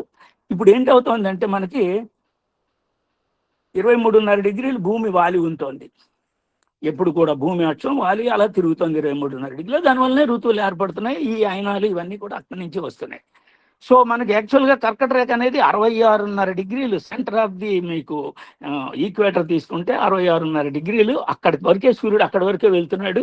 అక్కడి నుంచి మళ్ళీ ఉత్తరం నుంచి కిందకి వచ్చేటప్పుడు మీకు అక్కడ మీకు కర్కట రేఖ కాబట్టి అది మీకు దక్షిణాయనం ప్రారంభం అయిపోతుంది. అంటే సౌత్ వర్డ్ జర్నీ అక్కడే ఆరంభం అయిపోయింది. కర్కటకం టచ్ చేయగానే మీకు కిందకి రాగానే మీకు దక్షిణాయనం ఆరంభం అయిపోయింది. అలాగే మకర రేఖ టచ్ చేసి ఇంకెప్పుడైతే మీదకి వెళ్తున్నాడో భూమధ్య రేఖతో సంబంధం లేదు, ఉత్తరాయణం ఆరంభం అవుతుంది. కారణం ఏంటంటే ఇక్కడ మీకు ఎప్పుడైతే ఈ రేఖ దాటి ముందుకు వెళ్ళడం మొదలు పెట్టాడో ఆటోమేటిక్గా మీకు ఆ సీజనల్ చేంజెస్ వస్తున్నాయి. దక్షిణాయనం ఎందుకు పయస్ కాదు, ఎందుకు వద్దన్నారు? ఇది వరకు రోజుల్లో ఇప్పుడులాగా సిమెంట్ కన్స్ట్రక్షన్లు ఇవన్నీ లేవు. కేవలం గుడిసెలు కట్టుకొని, మట్టితో గుడిసెలు కట్టుకొని పర్ణశాలలు ఇవి వేసుకునేవాళ్ళు. వర్షాకాలం వచ్చిందంటే బీభత్సంగా మొత్తం అంతా కూడా బురదమయం అయిపోయాయి రోడ్లన్నీ. ఎక్కడ ఇవాళ రోజుల్లో సిమెంట్ రోడ్లు లేవు కదా. అందువల్ల ఏంటంటే ఏ పనులు చేయలేరు. అందుకే చతుర్మాస్యం కూడా ఆ మహాత్ములందరూ కూడా కదలకుండా ఒక చోటే ఉండి చేస్తూ ఉండేవాళ్ళు. అది ఆ రోజుల్లో జరిగేది. అందువల్ల అది అన్నిటికీ కూడా డిస్టర్బెన్స్ ఆ కాలంలో. కాబట్టి దక్షిణాయనంలో వద్దు, అన్ని ఉత్తరాయణంలోనే చెయ్యి అన్నారు. చివరగా వరాహమీరుడు చెప్పిన ఒక పాయింట్, అది దేవతలకి ఎందుకు మంచిది ఉత్తరాయణం, దక్షిణాయనం రాక్షసులక అంటే ఆయన పంచసిద్ధాంతికలో 8వ చాప్టర్ ఆయన ఈ విశ్వం ఎలా ఏర్పడింది, దీని తాలూకు ఎలా ఉంది విశ్వం అని చెప్తూ దాన్ని ఇది చెప్తూ మొదలు పెట్టాడు. ఇది భూమి రౌండ్గా గుండ్రంగా ఒక బంతిలా ఉంది, 5 ఎలిమెంట్స్తో తయారైంది, ఆకాశంలో ఉంది, తిరుగుతోంది. ఏమండి ఏదో 2 మ్యాగ్నెట్స్ బిట్వీన్ ఒక ఐరన్ పీస్ సస్పెండ్ చేసినట్టుగా ఉంది అని చెప్పి సెకండ్లో చెప్తాడు. ఇక్కడ ఉత్తర ధ్రువాన్ని సుమేరు అంటారు. ఇది అబోర్డ్ ఆఫ్ ది గాడ్స్ అన్నాడు. దేవతలకి నిలయం సుమేరు, స్వర్గం అక్కడ ఉంది. అలాగే దక్షిణ ధ్రువం వచ్చేసి there are placed the asuras అని చెప్పాడు ఆయన. రాక్షసులు అక్కడ ఉన్నారట. సో మధ్య భూమి. సో ఆయన ఇలా డిస్క్రైబ్ చేస్తూ అందుకోసం వీటిని త్రిలోకాలు అన్నారు అని చెప్పి అర్థం వచ్చేటట్టుగా ఆయన అందులో చెప్పుకుంటూ వచ్చాడు. సో ఉత్తరాయణం వెళ్ళేటప్పటికి నార్థన్ హెమిస్ఫియర్లో మీకు లైట్ ఆరంభం అవుతుంది కాబట్టి ఇక్కడ శిశిరమాన్యం ఇది మీకు వర్షాలు అవన్నీ కూడా తగ్గుతాయి. కాబట్టి ఉత్తరాయణంకి వెళ్ళేటప్పటికి ఏంటంటే ఆ మంచి రోజులు అక్కడ వచ్చేవి, దేవతలు వాళ్ళకి సంబంధించినవన్నీ కూడా ఉత్సాహంగా పండుగలు చేస్తాం అవన్నీ కూడా అని చెప్పి అది చెప్పాం మనం. ఎనీవే, సో ఈ మాత్రం ఇంతవరకు నేను చెప్పాలనుకున్నాను. నాకు ఈ అవకాశం ఇచ్చిన జ్యోతిర్వాణికి అనేక ధన్యవాదాలు తెలియజేసుకుంటూ థ్యాంక్ యూ. సూర్యనారాయణమూర్తి గారికి అనేక ధన్యవాదాలు. సూర్యుని కథ మీరు సూర్యునిగా చెప్పారు, చాలా బాగుంది. గురుగారు ఇంతవరకు చెప్పింది మనం ఎక్కువ కన్ఫ్యూజన్ లేకుండా అర్థం చేసుకోవడానికి ఏంటంటే, కాలం నిరంతరం మార్పు చెందుతూ ఉంటుంది. మనం చూస్తున్న ఈ దక్షిణాయనం ఈరోజు జరగడం అనేది కొన్ని 72 సంవత్సరాలకి 1 డిగ్రీ చొప్పున వెనక్కి వెళుతూ ఉంటుంది. ఆ క్రమంలోనే వారు చెప్పిన ఆ ఋగ్వేదం విషయాలన్నీ కూడా దాదాపు 5,000, 7,500, 10,000 సంవత్సరాల కిందివి అయి ఉంటాయి. సరే, వాటన్నిటిని మనకు లేదు, కానీ మనం గుర్తుపెట్టుకోవాల్సింది ఏమిటి అంటే, వీటన్నింటి వెనుక ఒక సైన్స్ ఉంది, వీటన్నింటి వెనుక పరిశోధన ఉంది. మనం ఆ పరిశోధనని కొనసాగించాలి. దీనికి కావలసిన సాధికారిక మార్పులు మనం తెచ్చే ప్రయత్నం చేయాలి. ఇది చాలా ముఖ్యమైనటువంటి విషయం. ఇది అందరికీ అర్థమయ్యేట్టుగా గురుగారు చెప్పారు. చాలా ధన్యవాదాలు సార్. ఇంకా మిత్రులు రాజలక్ష్మి గారు ఉన్నారా? తర్వాత సిఎస్ రావు గారు అయితే కనబడుతున్నారు. సిఎస్ రావు గారు మీ జ్యోతిర్వాణి వినిపించండి. తర్వాత నమస్కారం అండి. నమస్కారం. అదే అందరు చెప్తున్నారని నేను ఆగానండి. మొదలు పెట్టండి సార్. సిఎస్ రావు గారు చెప్తారా? మాట్లాడమంటారా? మాట్లాడండి.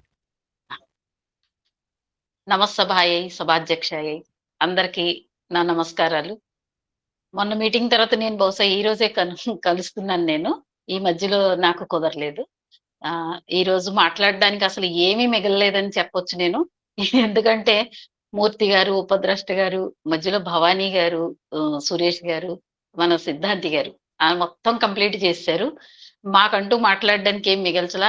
అంటే ముందు అందరూ మాట్లాడాక లాస్ట్‌లో ఏమైనా ఉంటే మాట్లాడొచ్చని నేను అందుకే చూస్తున్నాననమాట. అయితే ఇది ఆల్రెడీ మనకిప్పుడు తెలిసిందే. సూర్యుడిది ప్రత్యక్ష దక్షిణ గమన కాలం అనేది మనం చూస్తున్నాం. ప్రత్యక్షంగా ఇది మనకు కనపడద్ది. ఇది మా ఇంట్లోంచి నేను ఎప్పుడూ చూస్తాం. ఎందుకంటే శీతాకాలం వచ్చేసరికి నాకు చక్కగా వేడి మాకు సూర్యుడు దక్షిణం వైపు మాకు చక్కగా ఇటు వస్తదనమాట. ఇది మాకు బాగా తెలుస్తది. అదే ఇంకోటి పితృదేవతలకి ఈ సంవత్సరంలో ఈ దక్షిణాయనంలోనే పితృకార్యాలన్నీ వస్తాయి. ధర్మాచరణ, పితృకార్యాలు, జప తపస్సులు, ముఖ్యంగా పుణ్యకార్యాలు, పండగలన్నీ కూడా ఇందులోనే వస్తాయి. సో ఇవన్నీ కూడా ఇప్పటి వరకు అందరూ చెప్పినవే. దేవతలకి రాత్రి కాలం, కాకపోతే ఇవన్నీ అంతా అశుభకాలం అయితే కాదు ఇది. ముఖ్యంగా చతుర్మాసం అనే పుణ్యకాలం, చతుర్మాసం దీక్ష చేసేవాళ్ళది అది చాలా పుణ్యకాలం. వాసుదేవానంద సరస్వతి ఆ చతుర్మాస దీక్ష చేయడానికి పిఠాపురం వచ్చేవారనమాట, కురుపురం. అక్కడికి వచ్చి ఆయన చేసేవారని అక్కడ చదివాం మేము. అయితే మీకు ఇందాక ఇప్పుడు మీరు చెప్పారు, ఇది వసంత సంపాతం, శరత్ సంపాతం, అలాగే దక్షిణాయనం, ఉత్తరాయణం, ఇవి 4 కూడా మనకి మేజరు ప్రత్యక్షంగా మనకి కనబడే అంశాలు ఇవన్నీ కూడా. ఎవరు మాట్లాడుతున్నట్టున్నారు? మ్యూట్ చేసుకోండి ఎవరు. పావని అనేవాడు దయచేసి మ్యూట్ చేసుకోండి. పావని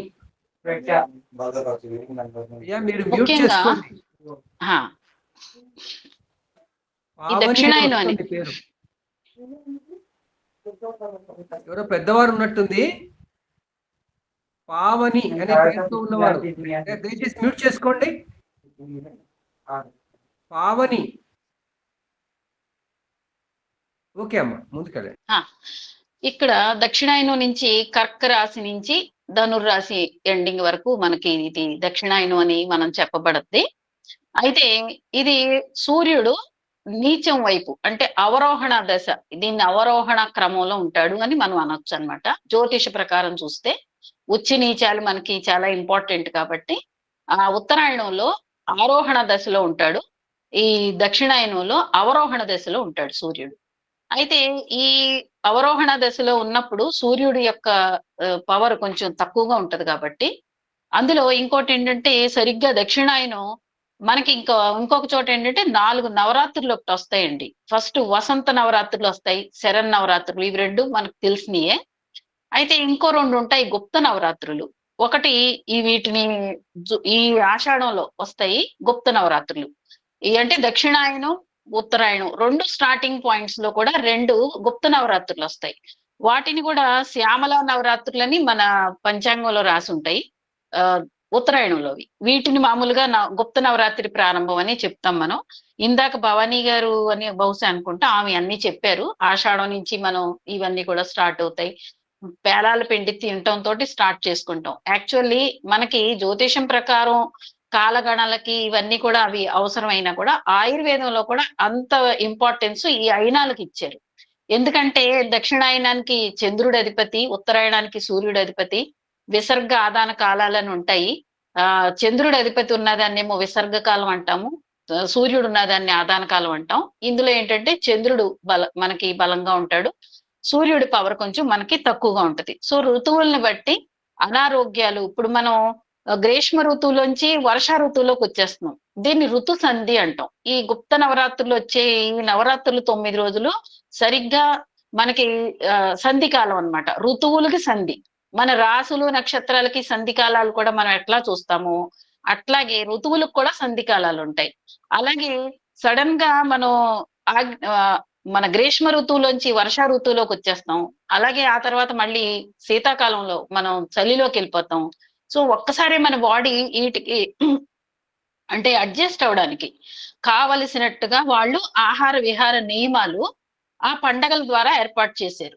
ఆ తర్వాత వర్షాకాలం ఇప్పుడంటే వాటర్ ప్యూరిఫైర్లు వచ్చినాయి, ఆ రోజుల్లో ఏమి ఉండేవి కాదు. సో వినాయక చవితికి 21 పత్రులు, 21 రకాల ప్రకార పత్రులు వేసి పూజలు చేసి ఆ మట్టి గణపతిని మనం నదుల్లో విసర్జించడం. అప్పుడు ఆ వర్షాకాలంలో ఆ పత్రుల్లో ఉండే ఆయుర్వేద గుణాలతోటి ఆ వాటర్ ప్యూరిఫై అవటం, ఇవన్నీ కూడా మనకి తెలిసినయే. అందులో ఈ ఏ చతుర్మాసంలో కూడా ఏ ఏ నెలల్లో ఏమి తినకూడదు అవి కూడా చెప్పారు. అంటే ఇవన్నీ మనం ఈ రోజుల్లో ఫాలో అవట్లేదు ఎవరం కూడా. కానీ ఏ నెలలో పాలు తాగకూడదు, ఏ నెలలో పెరుగు తినకూడదు, ఏ నెలలో శాకం. పెరుగు అనేది ఏంటంటే రాత్రి పూట వర్జనీయం. కానీ ఆంధ్రప్రదేశ్ లో పెరుగన్నం తిన్న వాళ్ళు ఎవరు ఉండరు, ముఖ్యంగా రాత్రి పూట కూడా మానరు. కానీ నార్త్ ఇండియాలో పెరుగు అంటే భయపడతారు. రాత్రిపూట ఇక్కడ ఎవ్వరు పెరుగు తినరు. పెరుగు తినేస్తే అదేదో పెద్ద పాపం తప్పులాగా ఇక్కడ వాళ్ళు అనుకుంటారు. ఆ ఎఫెక్ట్ కూడా కనిపిస్తుంది. ఆ పెరుగు తిన్న తర్వాత వెంటనే ఇక్కడ తేడా చేసేస్తుంది ఎవరికైనా సరే. ఆ విధంగా ఋతువులు బట్టి, దేశాలు, కాలాలు, ప్రాంతాలను బట్టి కూడా అలవాట్లు, మార్పులు ఉంటాయి. పండగల్లో కూడా పండగలు సేమ్ ఉన్నా కూడా అలవాట్లు, మనం పెట్టుకునే నైవేద్యాలు, మనం భోజనం చేసే విధానాలు, ఇవన్నీ కూడా మన ప్రాంతాలను బట్టి ఉంటాయి అన్నమాట. అయితే దక్షిణాయనంలో మెయిన్ ఏంటంటే ఈ గుప్తన ఏమేం తినాలి, ఏమేం తినకూడదు, ఇది మళ్ళీ సరిగ్గా హేమంత ఋతువు వచ్చేటప్పటికి మనిషి పుష్టిగా, అంటే ఇందులో ఏమవుతుందంటే దక్షిణాయనం వచ్చి స్టార్ట్ అయ్యాక సారీ ఆమ్ల, లవణ, మధుర రసాలు, ఇవి మూడిటికి ప్రాధాన్యత పెరుగుద్ది. అంటే ఈ కాలంలో ఈ మూడు కూడా బలంగా ఉంటాయి, ఆమ్ల, లవణ, మధుర రసాలు. సో ఈ మూడు రసాలు కూడా ఎక్కువగా ఉంటాయి కాబట్టి మనం ఆ తర్వాత ఇవి తింటాము, పండగలకి వండుకుంటాము. మెల్లిమెల్లిగా ప్రాణుల్లో ఉత్తరోత్తరంగా బలం అభివృద్ధి చెందుద్ది. హేమంత ఋతువు వచ్చేసరికి మనిషి బలంగా ఉంటాడు. ఎందుకంటే డిసెంబర్ నెలలో, నవంబర్, డిసెంబర్లో ఎక్కువగా అన్ని రకాల ఆకుకూరలు, కాయగూరలు చాలా దొరుకుతాయి ఇక్కడ. సీజనల్ గా చాలా దొరుకుతాయి. సో అవన్నీ కూడా తినడానికి దొరుకుతాయి. అలాగే మనం అటు ఉత్తరాయణం వరకు వెళ్ళేసరికి మనకి వేసవకాలం వస్తుంది కాబట్టి ఆటోమేటిక్ గా అవన్నీ తగ్గిపోతాయి మనకి. అప్పుడు సూర్యుడు మనలో ఉన్న బలాన్ని లాగేస్తాడు. అంటే మనం నీరసించిపోతాం. ఇప్పుడు ఈ ఎండలు చూస్తున్నాం కదా, సో ఎండల్లో వాటర్ తాగడం తప్ప ఏం తినాలని కూడా అనిపించదు. అందువల్ల మనం ఏంటంటే ఈ వేసవకాలం ఇప్పుడు భరిస్తున్నాం కాబట్టి మనకి ఇది అర్థం అవుతుంది. సో ఈ విధంగా ఎక్కువగా జ్యోతిష ప్రకారం ఉన్నా కూడా ఆయుర్వేదం ప్రకారం గాని లేదా ఋతువుల్ని బట్టి గాని మన మనిషి జీవనానికి అవసరమయ్యే విధంగా ఇది ఏర్పాటు చేశారు అనేది నాకు అనిపిస్తుంది. ఆ తర్వాత ఏంటంటే ఏ కాలంలో ఎట్లా తినాలి, ఎట్లా ఉండాలి అనేది కూడా మేము మొన్న పంచాంగంలో నేను ఒక ఆర్టికల్ ఇచ్చాను, అది చదివితే మీకు తెలుస్తుంది. ఇందాక సురేష్ కుమార్ గారు ఒక మంచి పాయింట్ చెప్పారు, అది కూడా దాని మీద నేను ఒక చిన్న మాట, గురువు గారు ఎలాగో వాస్తు మీద మళ్ళా తీసుకుంటా అన్నారు. అయితే ఏంటంటే గృహప్రవేశాలు, గృహారంభాలు, అది మనం ఫస్ట్ శంకుస్థాపన చేస్తాం కదా, ఆ చేసినప్పుడు మెయిన్ దిశల్లో ఎవరు మనం చెయ్యం, అవి విదిశల్లో చేస్తాం. ఈశాన్యం, ఆగ్నేయం, వాయవ్యం, నైరుతి. ఇందులో సూర్య సంక్రమణం ప్రకారం వాస్తు పురుషుడి యొక్క ముఖం, అంటే దాన్ని రాహుముఖ జ్ఞానం అంటాం మనం. ఆ రాహుముఖం ఎటుందో అటువైపు మనం త్రవ్వకూడదు అనేది అక్కడ రీజన్. ఎట్లా అంటే సింహ, కన్యా, తులల్లో ఉన్నప్పుడు ఆ రాహుముఖం అంటే ఒక సర్పాకారాన్ని మనం ఒక జాతకంలో కాల సర్పం లాగే మనం వేసుకుంటే గనక దాని తల అప్పుడు ఈశాన్యంలో ఉంటది, దాని పృష్ఠ భాగం వచ్చేసి వాయవ్యంలో ఉంటది, దాని తోక భాగం వచ్చేసి నైరుతిలో ఉంటది. ఖాళీగా ఉన్న ప్లేస్ ఏంటి? ఆగ్నేయం. కాబట్టి ఖాళీగా ఉన్న ప్లేస్ ఆగ్నేయంలో సింహ, కన్యా, తులల్లో సూర్యుడు ఉన్నప్పుడు ఆగ్నేయంలో చెయ్యాలి. ఆ తర్వాత వృశ్చికం, ధను, మకరంలో ఈ రాహుముఖం వాయవ్యంలో ఉంటది, అక్కడ ఖాళీగా ఉండేది ఈశాన్యం అన్నమాట. అంటే ఒక ఖాళీగా ఉన్న ప్లేస్ ఒకటే చెప్పేస్తాను. అలాగే కుంభ, మీన, మేషాల్లో ఉన్నప్పుడు వాయవ్యం ఖాళీగా ఉంటది. ఆ తర్వాత వృషభ, మిథున, కర్కాల్లో నైరుతి ఖాళీగా ఉంటది. అంటే ఆ సర్పం యొక్క తల తెగకూడదు, పృష్ఠభాగం తెగకూడదు, తోక తెగకుండా ఆ మూడు వదిలి ఖాళీగా ఉన్న ప్లేస్ లో మనం చెయ్యాలి అనేది అక్కడ ఒక అర్థం అని నాకు అనిపిస్తుంది. ఇందాక ఆయన చెప్పింది నాకు కొంచెం గుర్తొచ్చి నేను ఇది కూడా చెప్దామని యాడ్ చేశాను. యాక్చువల్లీ ఇవాళ మాట్లాడడానికి ఎక్కువేం లేవు. అందరూ అన్నీ చెప్పారు. సో, నేను ఈ అవకాశం నాకు ఇచ్చినందుకు ధన్యవాదాలు తెలియజేసుకుంటున్నాను. నమస్కారం అండి అందరికీ. ధన్యవాదాలమ్మా. అయినా మంచి పాయింట్ చెప్పారు. పాయింట్ లేవనుకుంటూనే మంచి మంచి పాయింట్లు వచ్చాయి. అది వాస్తు పురుషుడి యొక్క ముఖం అన్నట్టుగా కూడా మన వైపు చెప్తారు. దానికి చాంద్రమాన మాసాలు చెప్పేసి ఏ మాసంలో ఎటువైపు ముఖం పెట్టి పడుకుంటాడు వాస్తు పురుషుడు అని, ఆయన పాదాల వైపు మాత్రమే ఆయన దృష్టి పడే చోట తవ్వకూడదు అంటారు. అక్కడ పురుషుడు, ఇక్కడ మీరు సర్పం అన్నారు, అక్కడేమో పురుషుడిగా చూపిస్తారు. అంటే విశ్వకర్మ ప్రకాశం అని ఒక బుక్ ఉంది. అందులో ఈ డయాగ్రామ్స్ కనిపిస్తున్నట్టున్నాయి మీకు. అవునవును.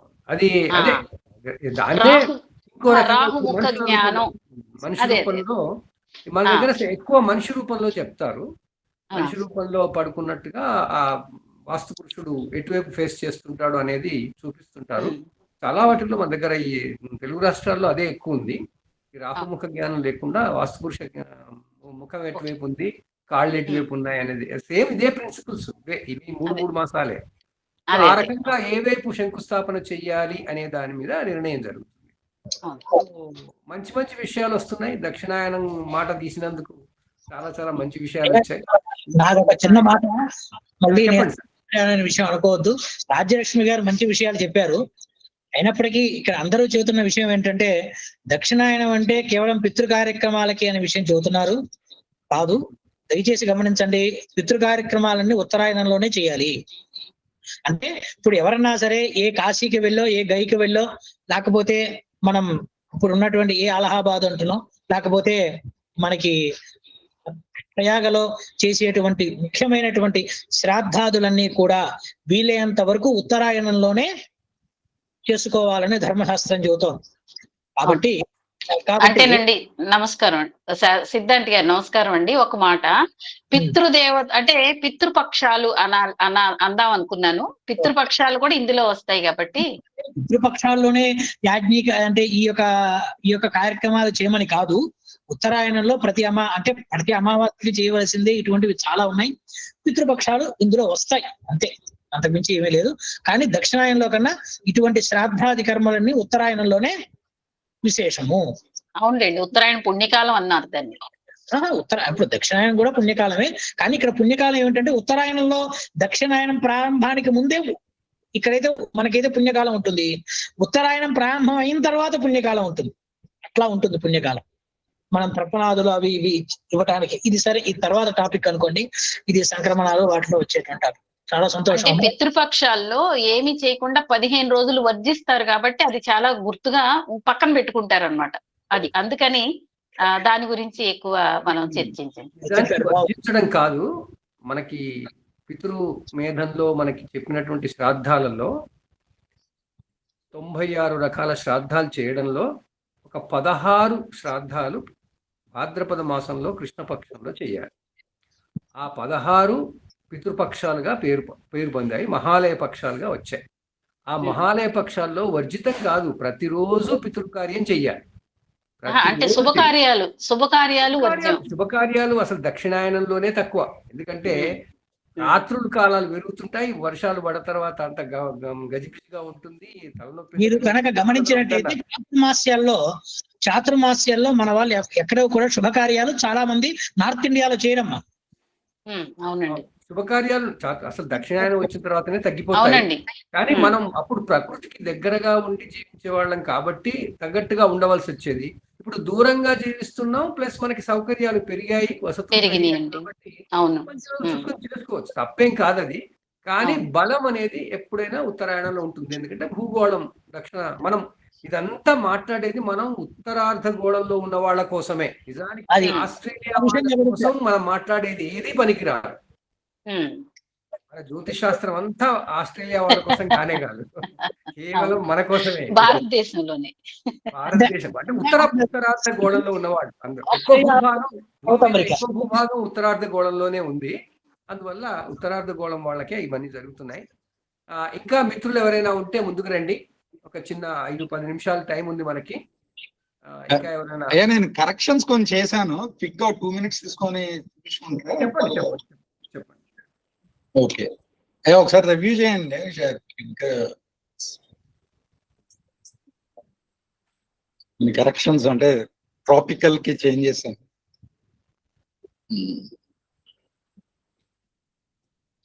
ఓకేనండి. సో ఇక్కడ ఈ డెఫినేషన్ చేంజ్ చేశాను. అయిపోయింది. సమ్మర్ సాల్స్టైస్ ని అంటే రెండు పెడదాం అనుకున్నాను. అదే తర్వాత యా సో శీతాకాలయనాంతం నుండి okay sir, thank you so much అండి. ధన్యవాదాలు. లేదు సార్, రెండు యాక్చువల్ గా పెట్టి కంపారిజన్ చేద్దాం అనుకున్నాను, నాకు అసలు టైం లేకుండా పోయింది. టైం దొరకలేదు. సారీ. తర్వాత చూడండి కొన్ని ఇంకేమైనా చేంజెస్ ఉంటే చెప్పండి. ఇక్కడ కూడా వేసవి అయనాంతం నుండి డిసెంబర్ శీతాకాలయనాంతం, తర్వాత జూన్ 21 నుంచి ఇది, అయిపోయింది ఇంకో 10 నిమిషాలు. తర్వాత ఈ చేంజెస్, ఎస్ తర్వాత జూన్ 21 ఆదివారం దక్షిణాయన పుణ్యకాలం, ఇది ఇది కూడా మార్చేసింది. బాగుంది. రైట్ ఓకే అదేనండి, ఇది చెప్దాం అనుకున్నాను. ధన్యవాదాలు. ముఖ్యంగా అందరికీ పుణ్యకాలం అనేది మాట 2 సార్లు వచ్చింది. ఇప్పుడు మన సిద్ధాంతి గారు కూడా చెప్పారు. గుర్తుపెట్టుకోవాల్సింది ఏంటంటే ఉత్తరాయణం వచ్చినప్పుడు రాగానే పుణ్యకాలం అంటారు. దక్షిణాయనం వచ్చినప్పుడు దక్షిణాయనం రాకముందు ఉన్న ఉత్తరాయణ కాలంలో, అంటే ఉత్తరాయణ చివరి గడియల్లో పుణ్యకాలం అంటారు. దాన్ని దక్షిణాయన పుణ్యకాలం అంటారు. 2 పుణ్యకాలాలు ఉత్తరాయణ కాలంలోనే జరుగుతాయి. ఇది బాగా గుర్తుపెట్టుకోవాలి మనం. దక్షిణాయన పుణ్యకాలం కూడా ఇవాళే జరిగింది. ఎందుకంటే మధ్యాహ్నం 1:45 సూర్యుడు కర్కాటకంలో ప్రవేశించాడు. అంతకన్నా ముందు ఈ రోజు ఉదయం నుంచే దక్షిణాయన పుణ్యకాలం వచ్చింది. రేపు ఉత్తరాయణ పుణ్యకాలం వచ్చినప్పుడు ఉత్తరాయణం వచ్చిన తర్వాత పుణ్యకాలం ఉంటుంది. ఇది మన సిద్ధాంతి గారు కూడా కన్ఫర్మ్ చేస్తారు. సో ఇది పుణ్యకాలం అనే దానికి, అంటే 20 గడియలో ఏమో ఉంటాయి, 10 గడియలో 20 గడియలు ఉంటాయి. ఆ టైంలో మనం స్నానాలు అవి చేయడము, ప్రార్థనలు చేసుకోవడము, అలాంటి వాటికి అంటే ఆ టైం మొదలైంది అని మనం ఒక రెడీగా కావడానికి, నిత్య జీవితంలో మనం కావడానికి కొరకు ఆ టైంని వాళ్ళు ఫిక్స్ చేశారు. అవి అంటే ఎంత సూక్ష్మంగా లెక్కగట్టి అవన్నీ చెప్పుకొచ్చారు, అది మనం ముఖ్యంగా అర్థం చేసుకోవాలి. సో అసలు ప్రతి అమావాస్య పితృ కార్యాలకి చేయాల్సింది. మనం చాలా దూరం వచ్చేసాం ఇప్పుడు, వాటికి దగ్గరగా లేం కాబట్టి ఇవన్నీ చెప్పుకుంటే అన్ని జోకులు లేదా నమ్మకాలు అయిపోతాయి. కానీ ప్రతిరోజు పితృదేవతలని ఆరాధించాలి, ఉత్తరాయణమైన దక్షిణాయనం. దాన్ని మనం ఇది తీసుకోండి, ఈ రేట్ తగ్గిస్తాడు. తర్పణాలు 3 కలిపి 1300 పైన ఉంటుంది. కానీ తీసుకోలేదు, అన్ని కలిపి 1000 తగ్గించాడు. ఎవరో ఆన్లైన్ అది మ్యూట్ చేసుకోలేదు, దయచేసి మ్యూట్ చేసుకోండి. సో మనకి ఆల్మోస్ట్ చివరికి వస్తుంది. ఎవరికైనా ఏమైనా సందేహాలు ఉన్నాయా, లేదా ఎవరైనా చెప్తారా, జ్యోతిర్వాణి వినిపిస్తారా, ముందుకు రండి. లేకపోతే మనం సందేహాలు ఏమైనా ఉంటే మాట్లాడండి. గురువులు ఉన్నారు, అందరూ సందేహాలు తీరుస్తారు. తర్వాత మనం గురువు గారిని మన ముగింపు జ్యోతిర్వాణి ఇవ్వవలసిందిగా మనం కోరుదాం. నమస్కారం గురుగారండి. చెప్పండి. నమస్కారం గురుగారండి. మీది పతిపక్ అని వస్తుంది. శేఖరాచార్యుడు దీపక్ శేఖరాచార్యుడు. చెప్పండి. నేను వారబడిలో జ్యోతిష వారబడి 4వ వారంలో ఉన్నాను. గుర్తుపెట్టాను, గోరస వీరభద్ర. ఇప్పుడే జాయిన్ అయినండి. చాలా ధన్యవాదాలు. కొద్దిసేపైనా అమూల్యమైన సమాచారాన్ని ఇచ్చారు. ఈ గ్రూప్ మీటింగ్ లో వచ్చినందుకు ప్రత్యేక ధన్యవాదాలు. వస్తూ ఉండండి, ప్రతి వారం ఉంటుంది మీటింగ్. ఏదో అది జ్యోతిష చర్చా వేదికలో ఉన్నాను కానీ ఎన్నడూ టైం కుదరలేదు, రాలేదు. ఈసారి మీరు ఖచ్చితంగా వస్తాను. ఏదో మంచి విషయాలు తప్పకుండా ఉంటాయి. ధన్యవాదాలు. అయ్యా, నాకు ఒక చిన్న ప్రశ్న అండి, అడగొచ్చా? నమస్కారం, నా పేరు సుమంత్ అండి. అయితే పెద్దలు చెప్పిందంతా నేను విన్నాను. ప్రశ్న ఏంటంటే, దక్షిణాయనం ఇవాళ నుంచే అన్నారు అందరూ పెద్దలు కూడా. మరి ఉపనయనం లాంటి ముహూర్తాలు ఉత్తరాయణంలో ప్రముఖంగా పెడతారు, ఇప్పటికి కూడా పెడతారు కదా. ఇప్పుడు యాజ్ పర్ అంటే మోడర్న్ దాని ప్రకారం ఇవాళ నుంచి దక్షిణాయనం, అంటే దీని తర్వాత మరి ఉపనయన ముహూర్తాలు కూడా చాలా మంది పెట్టారు కదా. అంటే వాళ్ళందరూ అంటే మోడర్న్ దాన్ని అడాప్ట్ చేసుకోవాలంటారా? లేదు లేదు. ఇప్పుడు మామూలుగా ముహూర్తాలు పెట్టుకోవడం ఉత్తరాయణం శ్రేష్టం అన్నారు. ఈ ఉత్తరాయణ పుణ్యకాలం శ్రేష్టం అన్నప్పుడు అంతా సాయనంగా వెళ్ళరు, నిరేనంగా మనం వెళ్తున్నాం కాబట్టి ఆ 24 రోజుల తేడానే వస్తుంది కాబట్టి ఆ 24 రోజుల్లో కంప్లీట్ చేసుకోండి అని. అట్లా మనకిప్పుడు నిరయన ఉత్తరాయణంలో జరుగుతోంది. ఓకే. ఇప్పుడున్న ముహూర్తాలన్నీ నిరయన ఉత్తరాయణంలో చెప్తున్నారు మనకి. రేపు ఈ జూన్లో ఉన్నటువంటి ముహూర్తాలన్నీ కూడా నిరయన ఉత్తరాయణం. యాక్చువల్ గా మనం మనకి- అయనం ఏమిటి అన్నప్పుడు దక్షిణాయనమే. అయితే ఇంకొక చిన్న ప్రశ్న అండి, అంటే దాంతో పాటుగానే ఇప్పుడు పిడపర్తి వారి పంచాంగంలో చూస్తే దక్షిణాయనం అని ఉంది ఇవాళ నుంచి అని. అవును. అయితే మరి ఇప్పుడు మన చాలా మంది కూడా 99% మనం చేసే సంధ్యావందనంలో సంకల్పం చెప్పేప్పుడు కానీ మనం మరి ఉత్తరాయణం అనేది చదువుతాం కదా. సంధ్యావందనంలో రేపటి నుంచి దక్షిణాయనమే చెప్పాలి. అంటే ఇవాళ సాయంత్రం సంధ్యావందనం నుంచి దక్షిణాయనం అనే చెప్పాలి. ఇంకొకటి, మనకి ఈ సంవత్సరం అధిక జ్యేష్ఠం వచ్చింది కాబట్టి, అంటే అధిక మాసం జ్యేష్ఠం వచ్చింది కాబట్టి ఈ యొక్క కాసిని రోజులు మనకి వెళ్ళి అందులో కలిసింది. రాకపోతే మామూలుగా అయితే అసలు ఆ సమస్య రాదు. ఇది దక్షిణాయనం అధిక జ్యేష్ఠ నిజ జ్యేష్ఠ మాసం అనే చెప్తాం. చాంద్రమానం అంతా లెక్కలన్నీ చాంద్రమానం కాబట్టి ఇవన్నీ దయచేసి ఉత్తరాయణంలో ఉపనయనాలు చేయాలి, శుభకార్యాలు చేయాలంటే ఇట్లాంటి ఉత్తరాయణం అని కాదు. ఈ 6 months పీరియడ్ మెయిన్. నేచర్ లో మనకి కంఫర్ట్ ఉంటుంది, మనకి చాలా సౌకర్యంగా ఉంటుంది. ఎండలు ఉండి తర్వాత వానలు అప్పుడప్పుడే మొదలవుతుంటాయి, కార్యక్రమాలు చేసుకోవడానికి వీలవుతుంది అన్న ఉద్దేశంతోనే. దక్షిణాయనంలో ఏంటంటే పూర్తిగా సూర్యుడు దక్షిణం వైపు వెళ్ళిపోతే అసలు అన్ని చీకటి ఎక్కువ అవుతుంది, ఆ చీకట్లో అన్ని చేసుకోవడం కష్టం అవుతుంది. వాళ్ళ ఉన్న ఫెసిలిటీస్ ఆ రోజు లేవు కాబట్టి వాళ్ళు దక్షిణాయనంలో ఎక్కువ పుణ్యకారాలు అది మన శుభకార్యాలు. ఇక్కడ కేవలం బ్రాహ్మణ ఉపనయనం గురించి మాత్రమే చెప్పారండి. అలాగే క్షత్రియుకి, వైశ్యులకి అందరికీ కూడాను మిగతా ఋతువుల్లో కూడా ఉపనయనాలు చేసుకోవచ్చు. ఏం లేదు, అది కాస్త మంచి టైం ఉన్నప్పుడు చేస్తే మా మనస్సు, ఆ శరీరము అవన్నీ కూడా ఉత్తరాయణంలో కాస్త ఉత్తేజంగా ఉంటాయి కాబట్టి ఉత్తరాయణం కోసం చెప్పారు, అంతకన్నా ఎక్కువ లేదు. ఓకే, మరి ధన్యవాదాలు అందరికీ. చాలా మంచి విషయాలు, చిన్న విషయమైనా చాలా మంచి విషయాలు చెప్పుకొచ్చారు. మనం గురువు గారు కమలాకర్ శర్మ గారిని తమ ముగింపు జ్యోతిర్వాణి ఇవ్వవలసిందిగా కోరుదాం.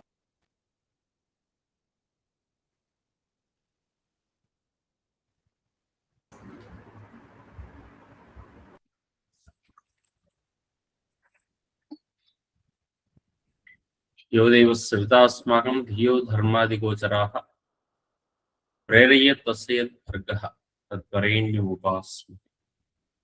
श्रीगुरुभ्यो नमः। శ్రీమాత్రే నమః. ఈ దక్షిణాయన వేళ యోగ పర్వ దినాన జూన్ 21 ఇంటర్నేషనల్ యోగా డే కూడా ఏదో ఉంది కదా. జ్యోతిష్ స్వరూపులందరికీ నమస్కారం తెలియజేస్తూ, చక్కని చర్చ. ఇది ఖగోళపరమైనటువంటిది. సాధారణమైనటువంటి వ్యక్తులకు ఇది పెద్దగా ఆసక్తి ఉండకపోవచ్చు, కానీ తప్పనిసరిగా తెలుసుకోదగినటువంటి అంశం. నిత్య జీవితం దీనితోనే ఆధారపడింది అన్నప్పుడు ఈ భూమి, ఈ ప్రకృతి, ఈ సూర్యుడు, ఈ 3 అంశాలే విజ్ఞానం. అంటే మనకు విజ్ఞానం అనేది వేరే రూపంలో ఎక్కడా కనిపించదు. భూమి, సూర్యుడు, అదేవిధంగా ప్రకృతి, ఖగోళ ప్రభావాలు భూగోళం మీద పడుతూ ఉంటున్నప్పుడు ఈ పడుతున్నటువంటి మార్గం లోపల మనకు కనిపించేటటువంటి ప్రకృతి ఉంటుంది. ఆ ప్రకృతికి సంబంధించినటువంటి వేర్వేరు అంశాలు ఈ భూమి వ్యవహారం మీద ప్రభావితం చూపిస్తూనే ఉంటుంటాయి ఎప్పటికి కూడా. నిజానికి సూర్యుడు తిరుగుతున్నాడా అనే విషయం అంటే అందరికీ తెలిసిన విషయమే. భూమి తిరిగి వస్తుంది కాబట్టి ఇప్పుడు ఇంతకుముందు ఉపదృష్ట వారు అన్నారు అనుకుంటాను, ఆ వైదిక మంత్రాల్లో దీర్ఘతమునికి సంబంధించిన మంత్రం ఒకటి చెప్పారు. ఈ దీర్ఘతముని మంత్రం అంటేనే ఆ తమస్సు దీర్ఘంగా ఉన్నవాడు అని అర్థం. తమస్సు అంటే చీకటి పెద్దగా ఉన్నటువంటి వ్యక్తి దీర్ఘతముడు అవుతాడు అనేది సూత్రం అక్కడ. కాబట్టి ఆ తమస్సు పెరిగేటటువంటిది ఎప్పుడయ్యా అంటే ఇప్పుడు పెరుగుతుంది, ఇంకా క్రమక్రమంగా పెరుగుతుంటుంది. ఈ పెరుగుతున్నటువంటి వాతావరణం అనేటటువంటిది క్రమంగా మారుతుంటున్నప్పుడు వ్యక్తి జీవనం అనేటటువంటి దాంట్లో అనేక రకాల మార్పులు వస్తాయి. ఇక భారతీయమైనటువంటి విధానం లోపల అందులో మన వైపు కనుక ఆలోచన చేసుకుంటూ పోయేటట్టయితే ఈ వర్షాల వ్యవహారాలు బాగా పెరగడం, పంట పొలాల వ్యవహారం మార్పు రావడం, జీవన శైలిలో మార్పు రావటం వల్ల నిజానికి ఈ పార్ట్ని ఏ విధంగా ఆలోచించాలి అనేది ఒక ప్రశ్నగా మిగిలిపోతుంది. పుణ్యకాలము అనే పదం జనరల్ గా వాడేస్తున్నాం. అసలు ఈ పుణ్యం ఏ విధంగా వస్తుంది అనేటటువంటిది ఒక ప్రశ్న. వ్యక్తికి జీవించేటప్పుడు పుణ్యం ఏ విధంగా వస్తుంది, ఈ ప్రకృతికి పుణ్యం ఏ విధంగా వస్తుంది.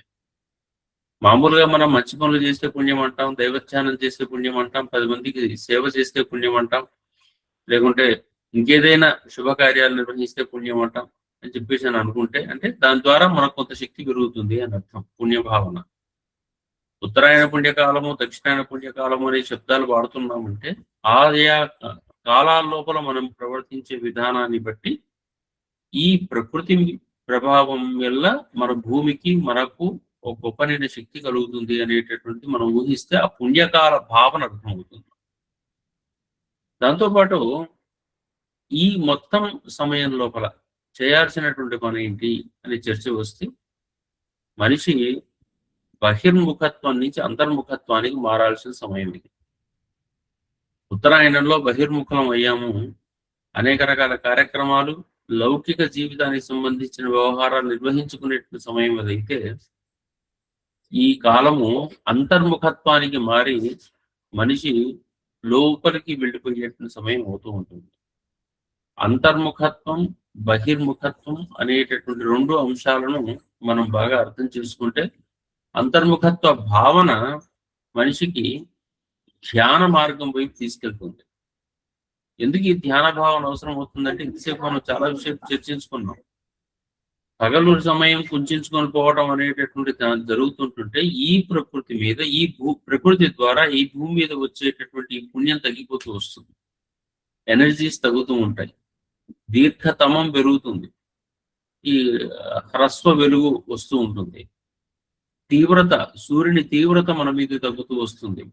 మామూలుగా మనకి ఎండలు వస్తే ఎండలు పెరిగాయని బాధపడతాం, కానీ నిజానికి ఎండలు పెరిగి ఉంటేనే సూక్ష్మజీవులు నాశనం అవుతాయి. సూక్ష్మజీవి నాశనం అంతా కూడా పోయిన తర్వాత మనం హాయిగా బతకచ్చు. కానీ దక్షిణాయనంలోనే మనకి ఈ రోగాలన్నీ వస్తుంటాయి. ఈ రోగ నిరోధక శక్తిని పెంచుకునే ప్రయత్నమే మనం ఇప్పుడు చేయాల్సింది. అందుకే అన్ని పర్వదినాలన్నీ ఇప్పుడే ఉంటాయి, పర్వాలేదు, వ్రత దినాలు ఉంటాయి, పర్వాలన్నీ ఉత్తరాయణం. ఎంజాయ్మెంట్ డేస్ అంటే కూడా ఉత్తరాయణం అయితే, మనకు కష్టపడేటటువంటి రోజులు, మనని మనం సంస్కరించుకునే రోజులు, మనం బాగు చేసుకునే రోజులు అన్ని కూడా దక్షిణాయనంలోనే ఉంటాయి. అందుకే అన్నాను అంతర్ముఖత్వం వైపు వెళ్ళాలి. మనని మనం సరి చేసుకోవటంలో అన్ని పనులు అంతర్ముఖత్వంలోనే భాగమే. ధ్యానం ఒకటి చేసుకుంటూ కూర్చోవటం అని చెప్పేసి అది కాదు. శరీర ఆరోగ్యాన్ని జాగ్రత్తగా చూసుకోవాలి, చేసే పనుల లోపల ఒక నిబద్ధత ఉండాలి, శుద్ధి ప్రక్రియ ముఖ్యంగా బాగా పాటించాలి, శరీరానికి కాస్త యోగా ప్రాణాయామం ద్వారా వేడి పెంచుకుంటూ ఉండాలి అంతర్గతంగా. ఈ రకంగా మనం పెంచుకొని మళ్ళీ ప్రకృతికి అనుగుణంగా ఈ దేహాన్ని తయారు చేయాలి. ఈ దేహాన్ని అట్లా తయారు చేసుకోవడం కోసం నిబద్ధమైనటువంటిది దక్షిణాయన పుణ్యకాలం అంతా కూడా, దక్షిణాయన కాలం అంతా కూడా. చాతుర్మాస్యాలని అప్పటి రోజుల్లో చెప్పినటువంటి విశేషాలన్నీ కూడా దీనికోసం చెప్పబడ్డాయంటే, పూర్ణంగా అప్పట్లో కనీసం ప్రయాణ సౌకర్యాలు కూడా ఉండేవి కావు. బయటికి వెళ్ళే అవకాశమే లేదు మనుషులకు. వెళ్ళే సందర్భం లోపల ఎక్కడికి వెళ్ళినా, వేటకు వెళ్ళినా రాజులకు, వ్యాపారాలకు వైశ్యులు వెళ్ళినా, ఎక్కడికి వెళ్ళినా కానీ నదులు అవి ఇవి అడ్డం వచ్చేవి. అందుకని ఎక్కడికి వెళ్ళలేక ఒక దగ్గర కూర్చునేవాడు. అందుకని సన్యాసులు కూడా ఎక్కడికి కదలకుండా ఒకే దగ్గర ఉంటారని చెప్పేసి మనకు పేరు ప్రఖ్యాతులు వచ్చేసాయి. అటువంటి స్థితిలో వాళ్ళు ఒక దగ్గర ఉంటున్నప్పుడు, ఆ ఉంటున్న సందర్భాల లోపల వ్యక్తుల మధ్యలో అనవసరపు కామ ప్రకోపాలు కానీ ఇతర భావాలు కానీ పెరిగి ఇబ్బందులు పడకూడదు. కాబట్టి అప్పుడు వ్రతాలు, దీక్షలు, నోములు, తనని తాను సంస్కరించుకునే విధానాల మీద దృష్టి సారించేవాడు. అట్లా పెంచుకుంటూ పోవటం వల్లనే తమలో తాము ఒక పరిణతి ఏర్పరచుకోవటం. అదే రకంగా ప్రకృతి నుంచి ఏది పొందలేదో అది తనలో నుంచి తాను పొందే ప్రయత్నం. ఎందుకంటే సూర్యుని వెలుతురు దూరం అయ్యాం మనం. అసలైనటువంటి మనకు పూర్ణమైనటువంటి ఆకర్షణ శక్తికి దూరం అవుతున్నాం. కాబట్టి ఆ ఆకర్షణ శక్తిని, ఆ వెలుతురును, ఆ వేడిని, వెలుగు, వేడి, ఆకర్షణ 3 కలిగినటువంటిది మనకు సూర్యుడి నుంచి వచ్చేది. కాబట్టి వీటి యొక్క తీవ్రత నుంచి తగ్గుతున్నాం. కాబట్టి వాటిని ఎక్కడ సంపాదించుకోవాలంటే నీలో ఉండేటటువంటి చైతన్యాన్ని సంపాదించుకోవాలి. అందుకే అంతర్ముఖత్వం కావాలి. ఆ అంతర్ముఖత్వం కోసం నిర్ణయించబడేటువంటి మనకు ఉండేటటువంటి అన్ని రకాల పండుగలు కూడా, తెలంగాణ ప్రాంతంలో చాలా రకాల పండుగలు కూడా ఉంటాయి. ఇంతకుముందు చెప్పారు నవరాత్రులు అని చెప్పేసి అని రాజలక్ష్మి గారు చెప్పారు. నవరాత్రుల నిర్వహణ అంతా కూడా దీనికి సంబంధించినటువంటిది. అంటే తనను తాను శక్తివంతం చేసుకునే విధానమే. సూర్యుని 9 రకాలైనటువంటి కిరణాలను కొలిచే విధానమే కదా నవరాత్రులకి అన్నిటికి కూడా ఆధారమైనటువంటిది. అందుకని అది గుప్త నవరాత్రుల, వ్యక్త నవరాత్రుల ఏదైనప్పటికీ కూడా తనను తాను సంస్కరించుకోవాలనేది గుర్తుపెట్టుకోవాలి. సంస్కారం పోయింది, ఇప్పుడు ఏమైపోయిందంటే గొడవలు అవుతుంది. దాంట్లో ఏదో తీసి పారేస్తాం, గణపతి చవితి లేదా అది అమ్మవారి నవరాత్రుల్లో ఈ విధంగా చేస్తామని చెప్పేసి అని అంటున్నాము. ఆనంద స్థితి నుంచి మళ్ళీ అదే రాక్షస స్థితి వైపు వెళ్ళిపోతున్నాం. అందుకని మనలో దైవత్వం పెంచుకునే మార్గంగా ఈ దేహాన్ని దేవాలయంగా మార్చుకునే ప్రయత్నంలో ఈ దేహంలో గాని ఈ మనస్సులో గాని ఎటువంటి లోపాలు లేకుండా రావాలంటే మన చైతన్యాన్ని మళ్ళీ పెంచుకునే ప్రయత్నం జరగాలి. ఆ చైతన్యాన్ని పెంచుకునే ప్రయత్నం జరగాలంటే అడ్డంకులు తొలగాలి, లోటును ఉపాసించడం తీసేయాలి, బలహీనతలను పక్కకు పెట్టగలగాలి. ఆ బలహీనతలను పక్కకు పెట్టి బలాన్ని ఉపాసించేటటువంటి సమయాలు ఏవైనా ఉన్నాయంటే ఇటువంటి సమయాలు. మనకు మొదటి నుంచి ఉన్నటువంటి ఒకనొక గొప్ప విశేషం ఏంటంటే ఎక్కడ మనకు ఈ ఖగోళపరమైనటువంటి తిథివార నక్షత్ర యోగ కరణాల విషయంలోనైనా, అమావాస్య రూపంలోనైనా, గ్రహణాల రూపంలోనైనా, మూఢం రూపంలోనైనా, అధిక రూపంలోనైనా, అధిక మాసాల రూపంలోనైనా ఎక్స్ట్రాస్ లేదా ఇది బాలేదు అని ఎవరైతే చెప్పారో ఆ సమయంలో ఎంజాయ్ చేయమని చెప్పలేదండి. ఇది వర్జము అన్నారంటే అన్నిటికీ వర్జము, దేనికి ఒక్కదే, నువ్వు కళ్ళు మూసుకుని కూర్చోడానికి ఒక్కదానికే కరెక్ట్ అని చెప్పారు. ఇది వర్జం అనేటటువంటిది రెగ్యులర్ గా చేసే మంచి కార్యాలకు వర్జం, నిన్ను నువ్వు సంస్కరించుకోవడం ఆ సమయం లోపల అని చెప్పేసి చెప్పుకుంటూ వచ్చారు. ఆ సమయాన్ని మనం పరిహరించాం, ఆ సమయాన్ని తీసేసాం. అధిక మాసం అని చెప్పేసానంటే ఏదో ఇంకా ఈ సమయంలో ఎట్లాగే ఏం పనులు లేవు కదా, టూర్లు పెట్టుకుందాం, అక్కడ తిరిగి వద్దాం, ఇక్కడ తిరిగి వద్దాం, ఇది కాదండి. మనం సంస్కరించుకోవాల్సిన సమయం. ఈ సంస్కారాలు మన దగ్గర నుంచి క్రమక్రమంగా దూరం అయిపోయి ఇది కేవలం వ్యక్తీకృతమైన వ్యవహారాల కిందకి మారుతున్నాయి. భారతీయ ధర్మంలో ఆ విధంగా లేదండి. భారతీయ ధర్మం బయటికి మనకి ఏదో వ్యక్తమైన విధానంలో కొంచెం కనిపించినా దాని వెనకకు ఉండేటటువంటిది పూర్తిగా విజ్ఞానం ఉంటుంది.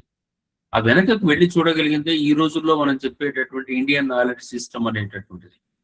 దయచేసి మన జ్యోతిర్వాణి ద్వారా కూడా ఇటువంటి సిస్టాన్ని మళ్ళీ ప్రపోజ్ చేసి, ఎందుకంటే ఇప్పటికీ చాలా మందికి వాళ్ళు సిద్ధాంత్ గారు మన సవరించిన వస్తారు, గోపాల్ గారిని సవరించారు, మరణదాన్ని సవరిస్తూనే ఉంటారు. కానీ జూన్ 21 అని చెప్పేసి అంటే ఎవరికైనా కొత్తగానే అనిపిస్తూ ఉంటుంది.